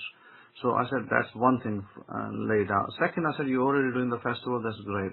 Third, as far as the translations go, you're going to have to come to those translations. And what had happened is that the person that was outside, obviously, he's very anti-New Testament and probably very anti-Yeshua as well. So, that's basically what we're dealing with. We're dealing with a negative mindset where they cannot accept Yeshua as a Messiah because they have problems with the New Testament generally. So I explained to them that I'm not going to take the issue with them whether Yeshua is a Messiah or not, because as far as their salvation is concerned, it's nothing to do with Yeshua. It's to do with covenants with Abraham. So, on top of that, I said, I will defend the idea. I will defend the fact that Yeshua is the Messiah. I will defend that, but I'll defend it with scripture from the Tanakh, not from the New Testament. I said, if your teacher can, if he wants to debate me and prove me wrong, then I'm happy to correspond to that as well. So when I was talking to him on the telephone, the man that was a student realized that his teacher was lacking. He couldn't even understand some of the terms I was using. He didn't know what those terms mean. So I said, he could see that the man was being made a fool out of. And then he said, let's not have this conversation now. Let's have this conversation another time, because we're going to lose time over a discussion or debate that can happen at a different time. And, we have some other pertinent questions that we can deal with. So I said, yeah. So we dealt with it. We dealt with the other questions, and, we left there happily. Everybody was happy, and it was all good and dandy. With new structure and set goals, I told them that they have to change the name of their ministry to Abrahamic-Faith, because right now their ministry was simply called Education, Pakistan Education Ministry, something to that order. I said, no, this name is not sufficiently right. I said, you have to change your ministry to Abrahamic-Faith. Why I say that? Or the faith of Abraham. Why? Because Abraham is our forefather. You should be operating out of his name. And I said, because the God of Israel said that all the nations of the earth will be blessed through Abraham. So, what is the right name to use? Abraham. That's why I said we use it. That's why you need to use it as well. So I said that will be appropriate, because then the people will not lash back at Abraham's name, because right now, the name you're using, what does it mean? Nothing. There's no name attached to it. But I said when you attach Abraham's name, God has already commanded us that your blessings will come through your father Abraham. And also our salvation is through him. So why not use his name? So I explained, and they agreed that yes, we will do that. So I said that setup can happen in its own time.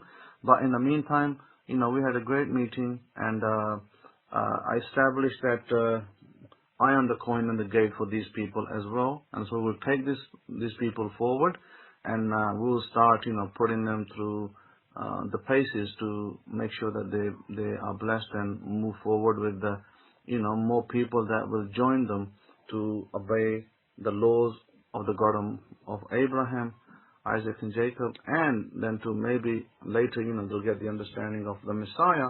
That's kind of in the pipeline. So that was a meeting. Now the coronavirus. The coronavirus is a virus that's out there in China. It's rapidly spreading in Wuhan. There's a lockdown in Wuhan and some other cities in China. The latest report was that over 450 casualties, people have died, but that's just the official figure. Unofficially, it is probable that many more thousands of people are dead unofficially. And China is not going to tell everybody about it because, as you can appreciate, that it will create a panic nationwide and it will affect the economy and all sorts of other things. However, what is determined, at least by scientists outside, is that this is not just a virus. This is a virus that was created in a lab for maybe for warfare, maybe for some other purpose. But it is not a virus that just came from the air. Now, just let me be very clear. Last week I mentioned to the mishpacha, to the family, that they should put an onion in their homes, in their different rooms, and wait for it to turn a little bit darker color.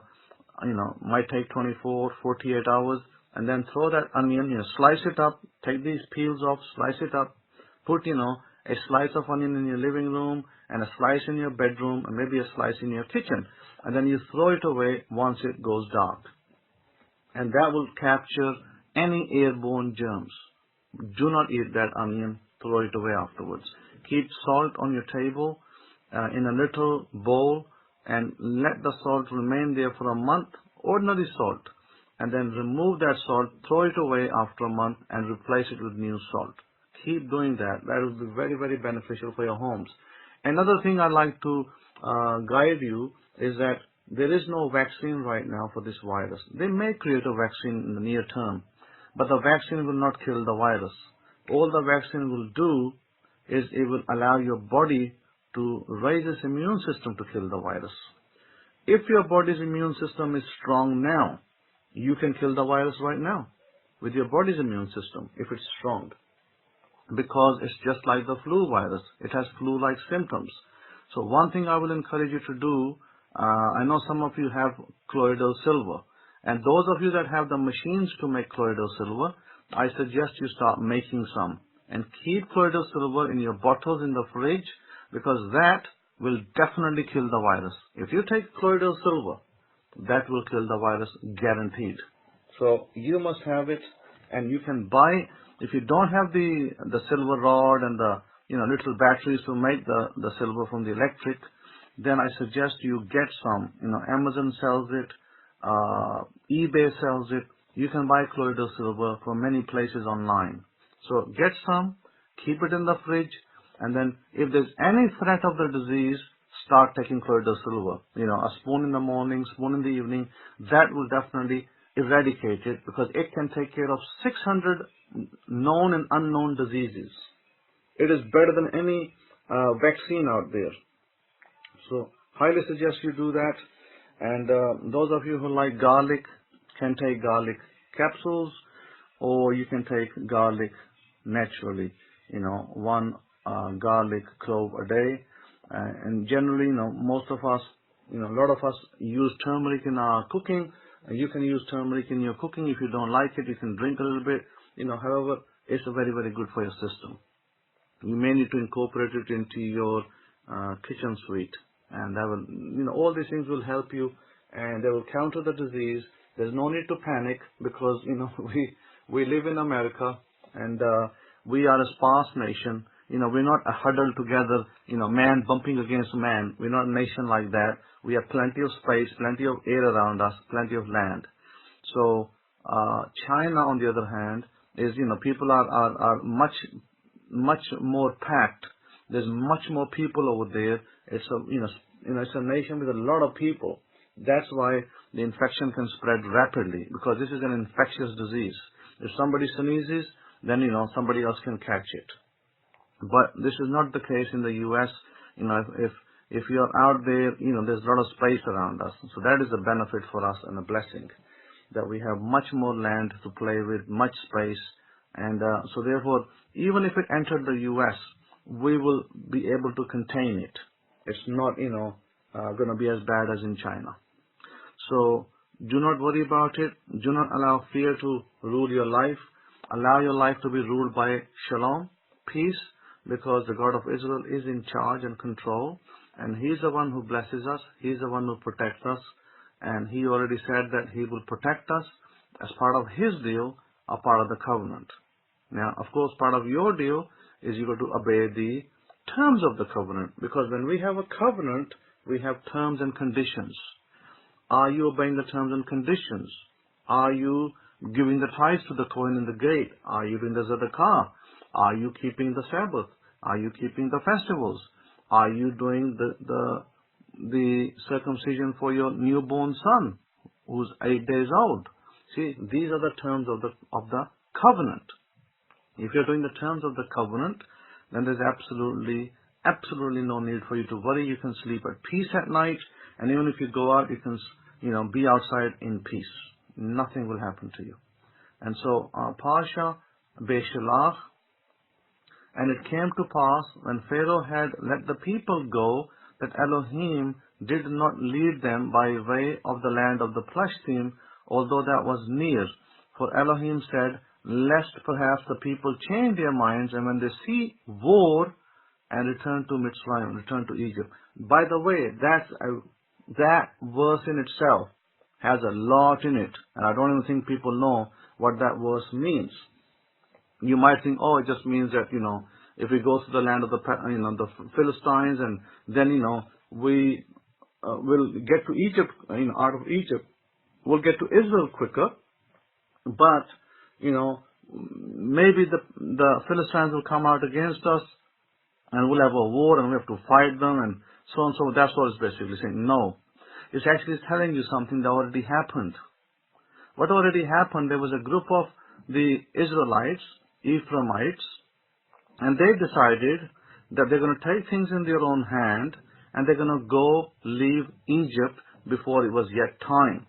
Very similar to the people in America and Europe who said, hey, I'm going to sell my house, I want to sell my land, I want to give up my nationality, and I'm leaving America, I'm leaving Europe, I'm going to Israel, and I want to set up home there.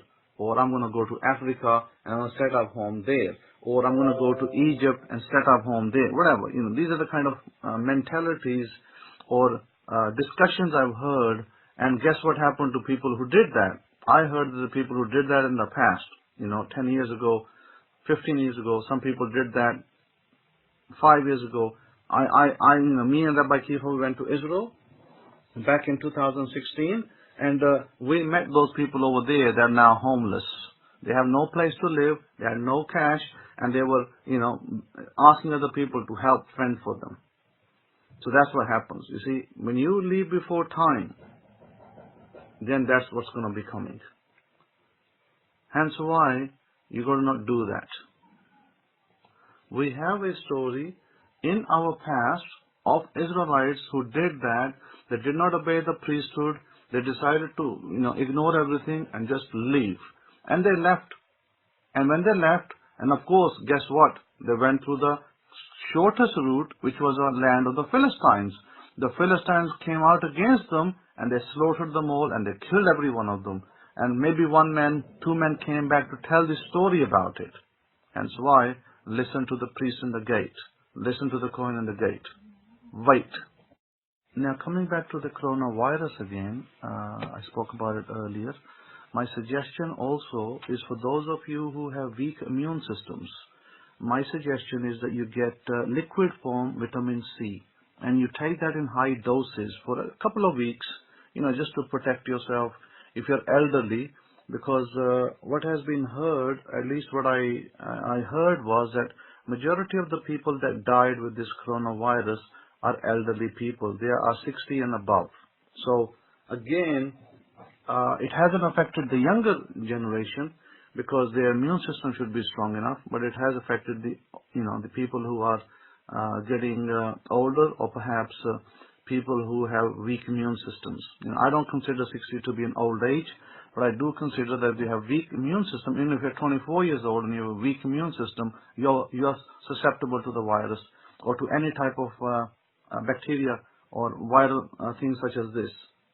So also, remember, this is not an airborne virus. This is a droplet type virus. So, it has to be on some surface, or somebody sneezed in your face and, you happen to, smell the sneeze, and, droplets into your nose or eyes or things of that nature, and then you acquire the virus. That's how this virus comes about. It's not an airborne virus as such. And so therefore, when you go out, remember, you come back in, wash your hands thoroughly. Before you eat, before you touch anything, wash your hands. You should already be doing that. Because, if you're in Torah, you should be doing that. Before you sit down to eat your meals, you should be washing your hands.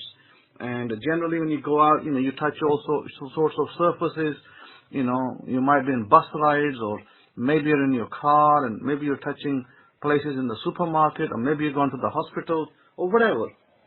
Always come back home and wash your hands thoroughly with, soapy hot water, and you're good to go. So that's very important precautions that we generally take in Torah anyway, because we wash our hands. Hence why we have the Natrat Yadayim prayer. So on top of that, make sure to keep your health system, your immune system up, eat right, and you're going to be fine. We are a big nation. Big nation meaning we have lots of land and less people. We have lots of land and less people, so we can contain this thing much easier, and it's not going to affect us the same way as it affected China. However, there's other things going on that are not relevant to this lecture, maybe agenda-based, where, they're trying to push out maybe vaccines, maybe something else, and whatever, whatever that is, it's not really our concern. Our concern is simply this: to maintain our health, families, happy home, and we're good to go. And of course, on top of that, you should be setting yourself a affirmation. All of you should be setting yourself an affirmation that says that you are in complete health. I am grateful that I have excellent health. That should be an affirmation that you should be reading every day. I am grateful that I have excellent health all the time. I am grateful that I have excellent health all the time. Excellent affirmation. So coming back to the Kohanim, the gate, my job here is to guide you to make sure that you're blessed and make sure you have abundance and healthy lives ahead. So, keeping the Sabbath and keeping the festivals, doing the commandments, it's not just for the heck of it. The purpose behind it is also to have happy homes. When you do this, you should have happy homes. Now, I did say in my last lecture, and maybe I'll have to touch base on that, is that we spoke about scripting.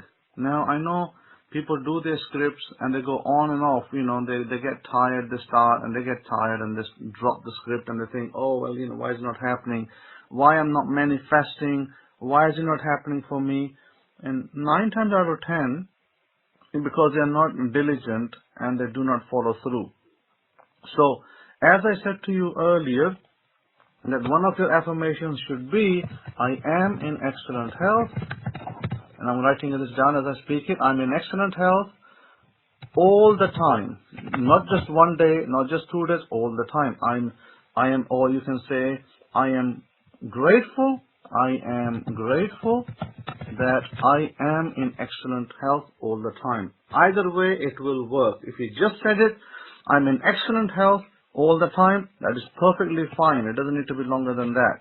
Or you can say, I am grateful that I'm in excellent health all the time. That is absolutely wonderful.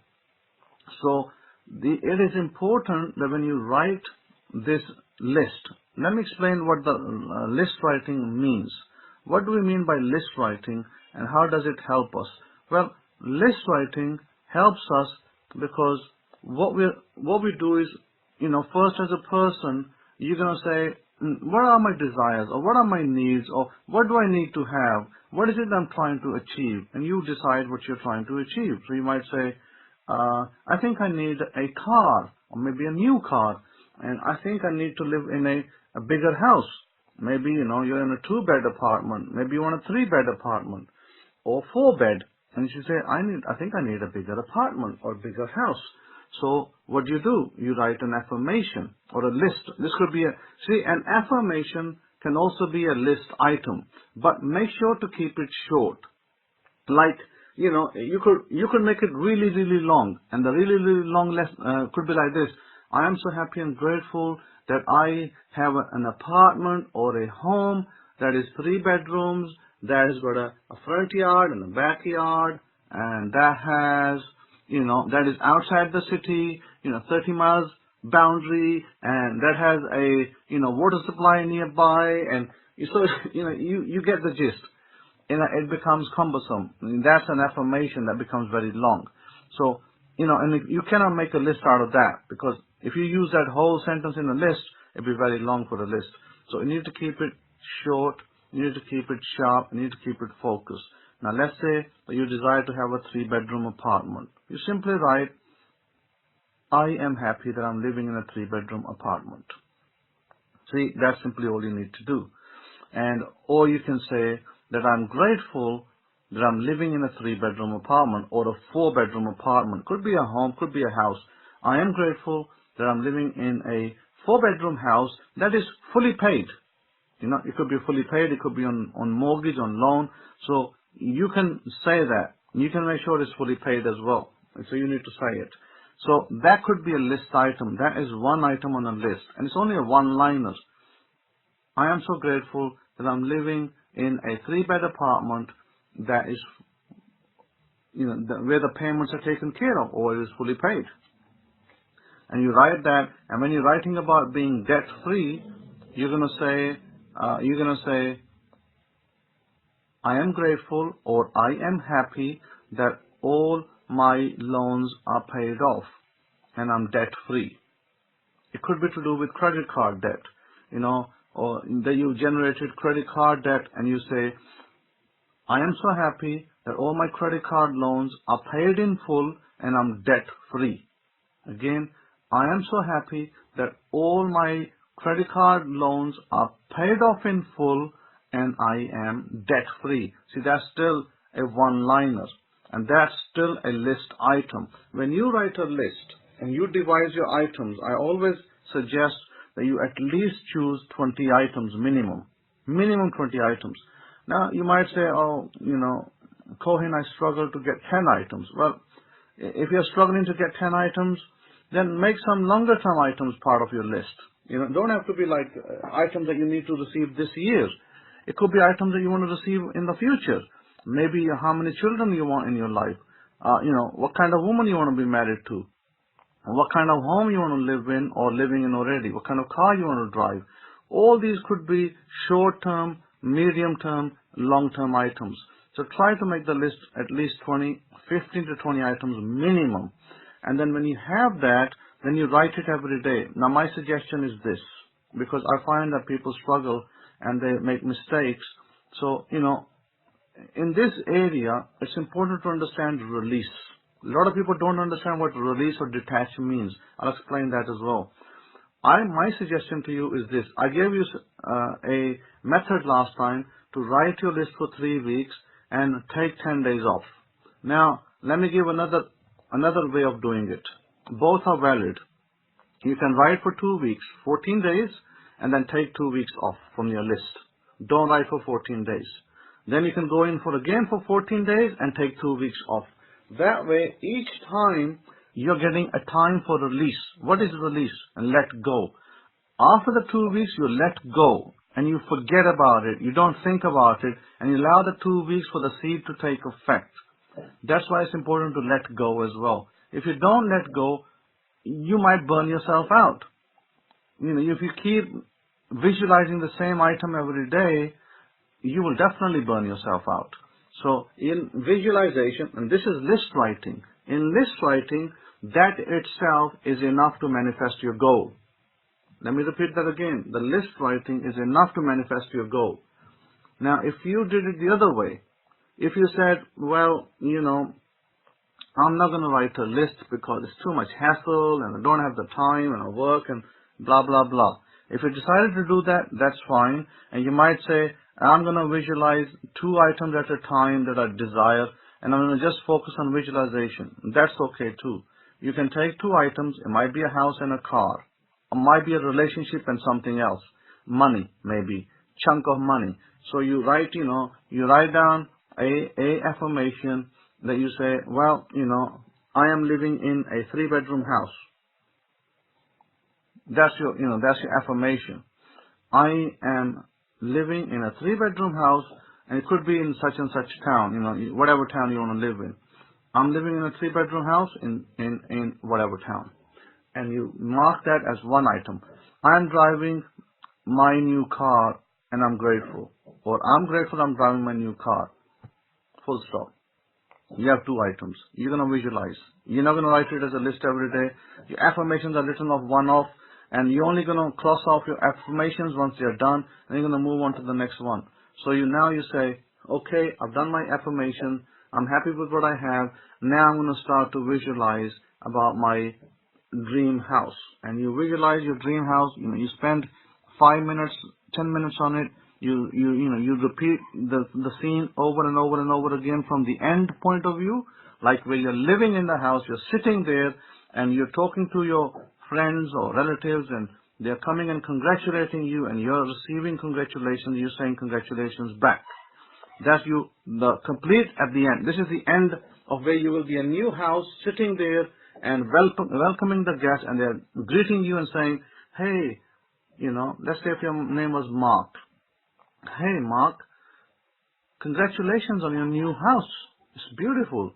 And if your name is Mark, no offense, it's just an illustration. And you say, and Mark turns around and says, thank you very much. Yeah, it's great. I love living over here. So that's the scene you're going to loop. You're going to repeat it in your visualization 1, 2, 3, 4, 5, 6, 7, 8 times. Maybe 10, 15 times you repeat it. Once you sit down, you relax, you sit down, make sure you're not distracted. Like over here, I'm distracted every 5 minutes. You're not distracted, and you sit down and you repeat it over and over again till it sinks into your subconscious, into the eternal I am. It goes into the I am, the awareness, and then you're ready now to start the next one, next visualization. And you might even fall asleep. You might start visualizing one item, you might fall asleep, and that's perfectly normal, perfectly okay. And you might do one item at a time. So you do one item, and I would suggest you do it for about 3 days daily. Do it for 3 days daily, and then drop the desire. In other words, do not think about it. Do not try to visualize the 4th day, 5th day, 6th day, 7th day, 8th day, 9th day, 10th day. No, don't do it. Drop it. Leave it off for 2 weeks. And see the results for 2 weeks. If nothing changes, come back and redo it again. Another 3 days. Again, drop it for 2 weeks. And this is how you need to repeat it. That's what will make it so powerful and bring it into your life.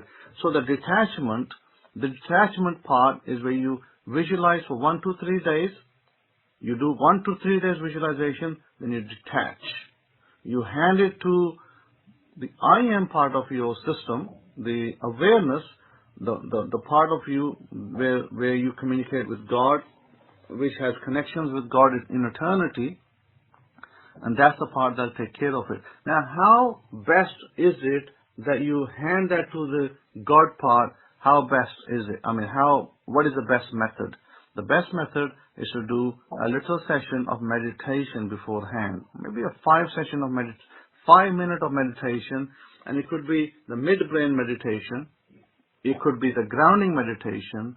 It could be the chakra cleaning meditation. You do any of those one time before you do the visualization. Then your mind is rested, clear, and it's slowed down. It's not having thousands and thousands of thoughts, and you're ready to visualize. And then you hand it to your I am part, the awareness. You hand it to that, what we call the God part. You hand it to that, and then you let go. Let go. Same way with the list.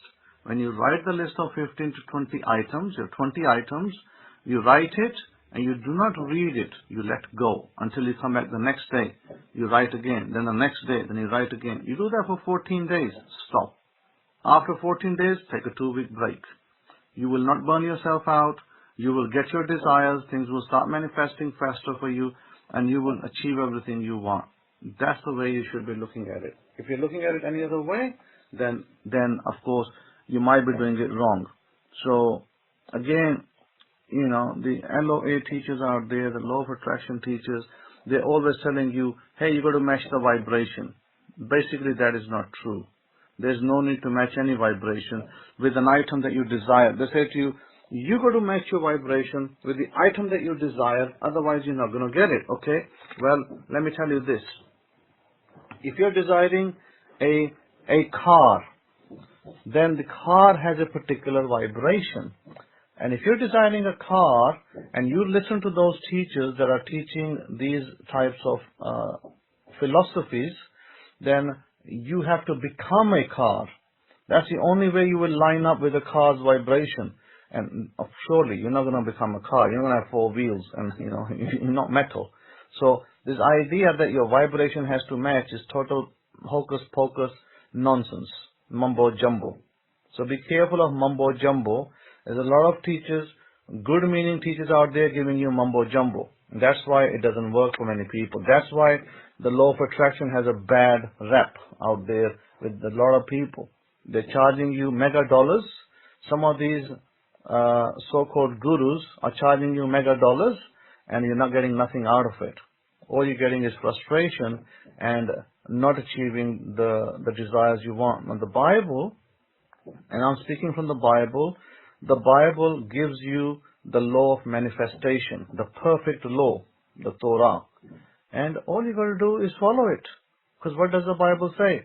Wherever the feet of, God says, wherever your feet will go, I will give you that place. What is the feet? The feet is imagination.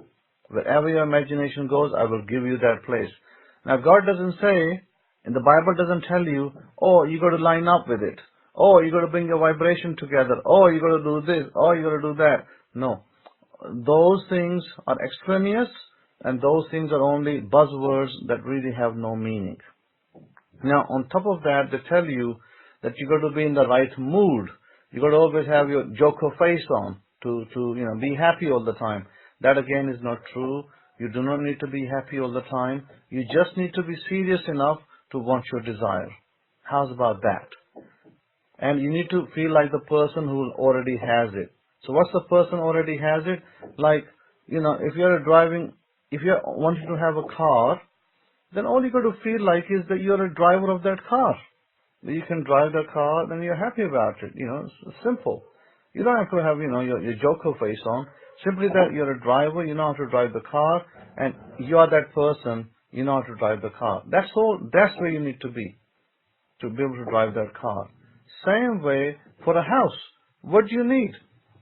Just a regular Joe, regular self, and just see that you're living in that house. That's the end. You're living in that house. Relatives are coming over, congratulating you. What's more than that? There's no big smiles on your face. There's no, balloons popping off, and there's no mood swings. No, you just need to be yourself. Just need to be serious with yourself, and imagine that people are coming to greet you and congratulate you, receive it, and make it solid in your mind, and let go, release it. You will get it, I promise you. Okay, so as I was saying, that there are a lot of LOA teachers that are giving misleading teachings that are not helping people. So they're simply not helping you. So therefore I've given you very, very straight that, if you want to be the owner of a home and you want to be living in that house, how does it feel? Look, I'm the owner of a house. I have a house in England, and I have a house in America. And how do I feel living in a house? Well, I wake up in the morning, pretty somber, and I don't have a joker face with a big smile on my face, but I'm grateful. I'm grateful to the Lord God of Israel, that I'm very thankful that I have a place that I can call home. That's the kind of happiness you need to have. You need to just be grateful, feel happy in that. Happy doesn't necessarily mean that we're always laughing, out loud laughter. That's not happiness. Those bursts of happiness might be for a joke or something else. But happiness simply means to simply that you're grateful. That you wait, if you need to drive from A to B, you want to have a car and you want to drive to Walmart, you don't have to call a cab. You don't have to call an Uber. You're grateful that you have your own car and you can just go to Walmart and pick up your groceries and come back. Well, have you seen lately people in Walmart, with their faces laughing, laughter? No, I haven't seen it. You probably haven't either. So happiness simply means that you're grateful that you have the item that you desire, and you're grateful about it. You're thankful to God that you have it and you can use it and utilize it. So basically, that's where the mood is. The mood needs to be of gratefulness. That's the mood part. If you're grateful, that's wonderful. That's fine. Then there's absolutely no reason for the desire not to come. I've given you the methods, and for you to apply those methods, you'll get the desire. And what I was speaking about, the feet part, now the feet part that I was speaking about, it comes from the book of Joshua. It's also in the book of the Torah as well. But in Joshua chapters 1, I believe, verse 3, it says, "Every place that the sole of your foot shall tread upon, that have I given unto you, as I said unto Moses." And that comes from, it's actually direct correlation is to Deuteronomy 11:24, where it says, "Every place where on the soles of your feet shall tread shall be yours." Okay? And now, of course, a lot of people might say, well, that only applies to the land of Israel. Well, actually it doesn't. Because Jews own land all over the place, left, right, and center, outside the land of Israel. So it actually applies everywhere, and its application is very wide. And soles of your feet, it simply means your imagination. My soles of my feet may never hit the area before I buy it. So therefore, I didn't have a house in Pakistan before. So, I'm in Pakistan now, and maybe, someday I'll look for a place, and if I like it, I'll purchase it. Therefore, I'll have a house. So, how did I get that house? Well, my soles of my feet never went there. So what went there? My imagination went there. And it's the imagination that is talking about. Wherever your imagination goes, and you want it, you desire it, you can set your parameters for that, and you can have it. That's what the God of Israel said. So the teaching, the perfect law teaching, the manifesting law teaching comes directly out of our Torah. The perfect law. There's no better law than this. So stick to it. It will be of great benefit to you. You will greatly benefit from it. And if there are areas that you're struggling with, if there might be areas that you're struggling with, or you don't know how to write your affirmation correctly, then I'm here to help you. Please do write in. If you're on Pal Talk Forum on Saturday at 10 o'clock Eastern Time, then there's Rabbi Kefa there, and he's live. And I know that I'm recording the lecture here now, but from next week, I should be from the next Shabbat, I should be live over there and should be able to give you direct answers to your questions. If you have any questions, I can directly answer your questions without a problem. Rest assured, Rabbi Simon is here, and I'm here to help you, and my purpose is to make sure that you are successful in your life, that you are get the most out of your life, have a happy life, and a prosperous life, an abundant life. That is my purpose. You have a satisfactory life. But within the parameters of the Torah, the parameters of the Torah are clear. That it leads to the best of your ability. You're keeping the Shabbat, the Sabbath. You're keeping the festivals of Israel that are mentioned in the law of Moses. That at least you're trying. That's all I ask. I ask nothing of you. I simply say to you, compliance to the Torah. That you're tithing, you give Zadaqah, charitable offerings, you are keeping the Sabbath, you're trying to do the best of your ability of within the permissible food laws, that you're trying to do the food laws, that you're trying to do the festivals, best of your ability. And I don't say, I don't ask for anything more. I'm not saying anything more than that. That's all you got to do. And if you do that, that is more than sufficient for your earthly life to be benefited and blessed, because God is with us, God is with you. So don't ever worry about that. There will be difficulties. There will be times when we have, problems come up, and we deal with those problems as a family. But, I'm not saying that being in the law of Moses, believing in the Messiah, is going to remove problems. Problems will still come, but we will deal with it as a family. We have the methods, we have the Torah, we can deal with it. So Baruch Hashem, Yahweh, Todah Rabbah, thank you very much for listening. But be mindful and be compliant.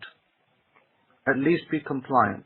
Don't think to yourself, well, I don't need to tithe. Why should I tithe? There's no temple. And some of people out there have very disrespectful views to our temple, our people, and they think that tithing is only for temple times, and they think festivals only when you're in Israel. All these kind of teachings are bad teachings. They lead you astray, and they don't benefit you. So my suggestion is to correct yourself and do the right thing. And if you don't do the right thing, then don't expect to be benefited either, because you will not benefit if you don't do the right thing. That's also true. So I leave you and I love you, and I say Shabbat Shalom, Shalom Shalom to you.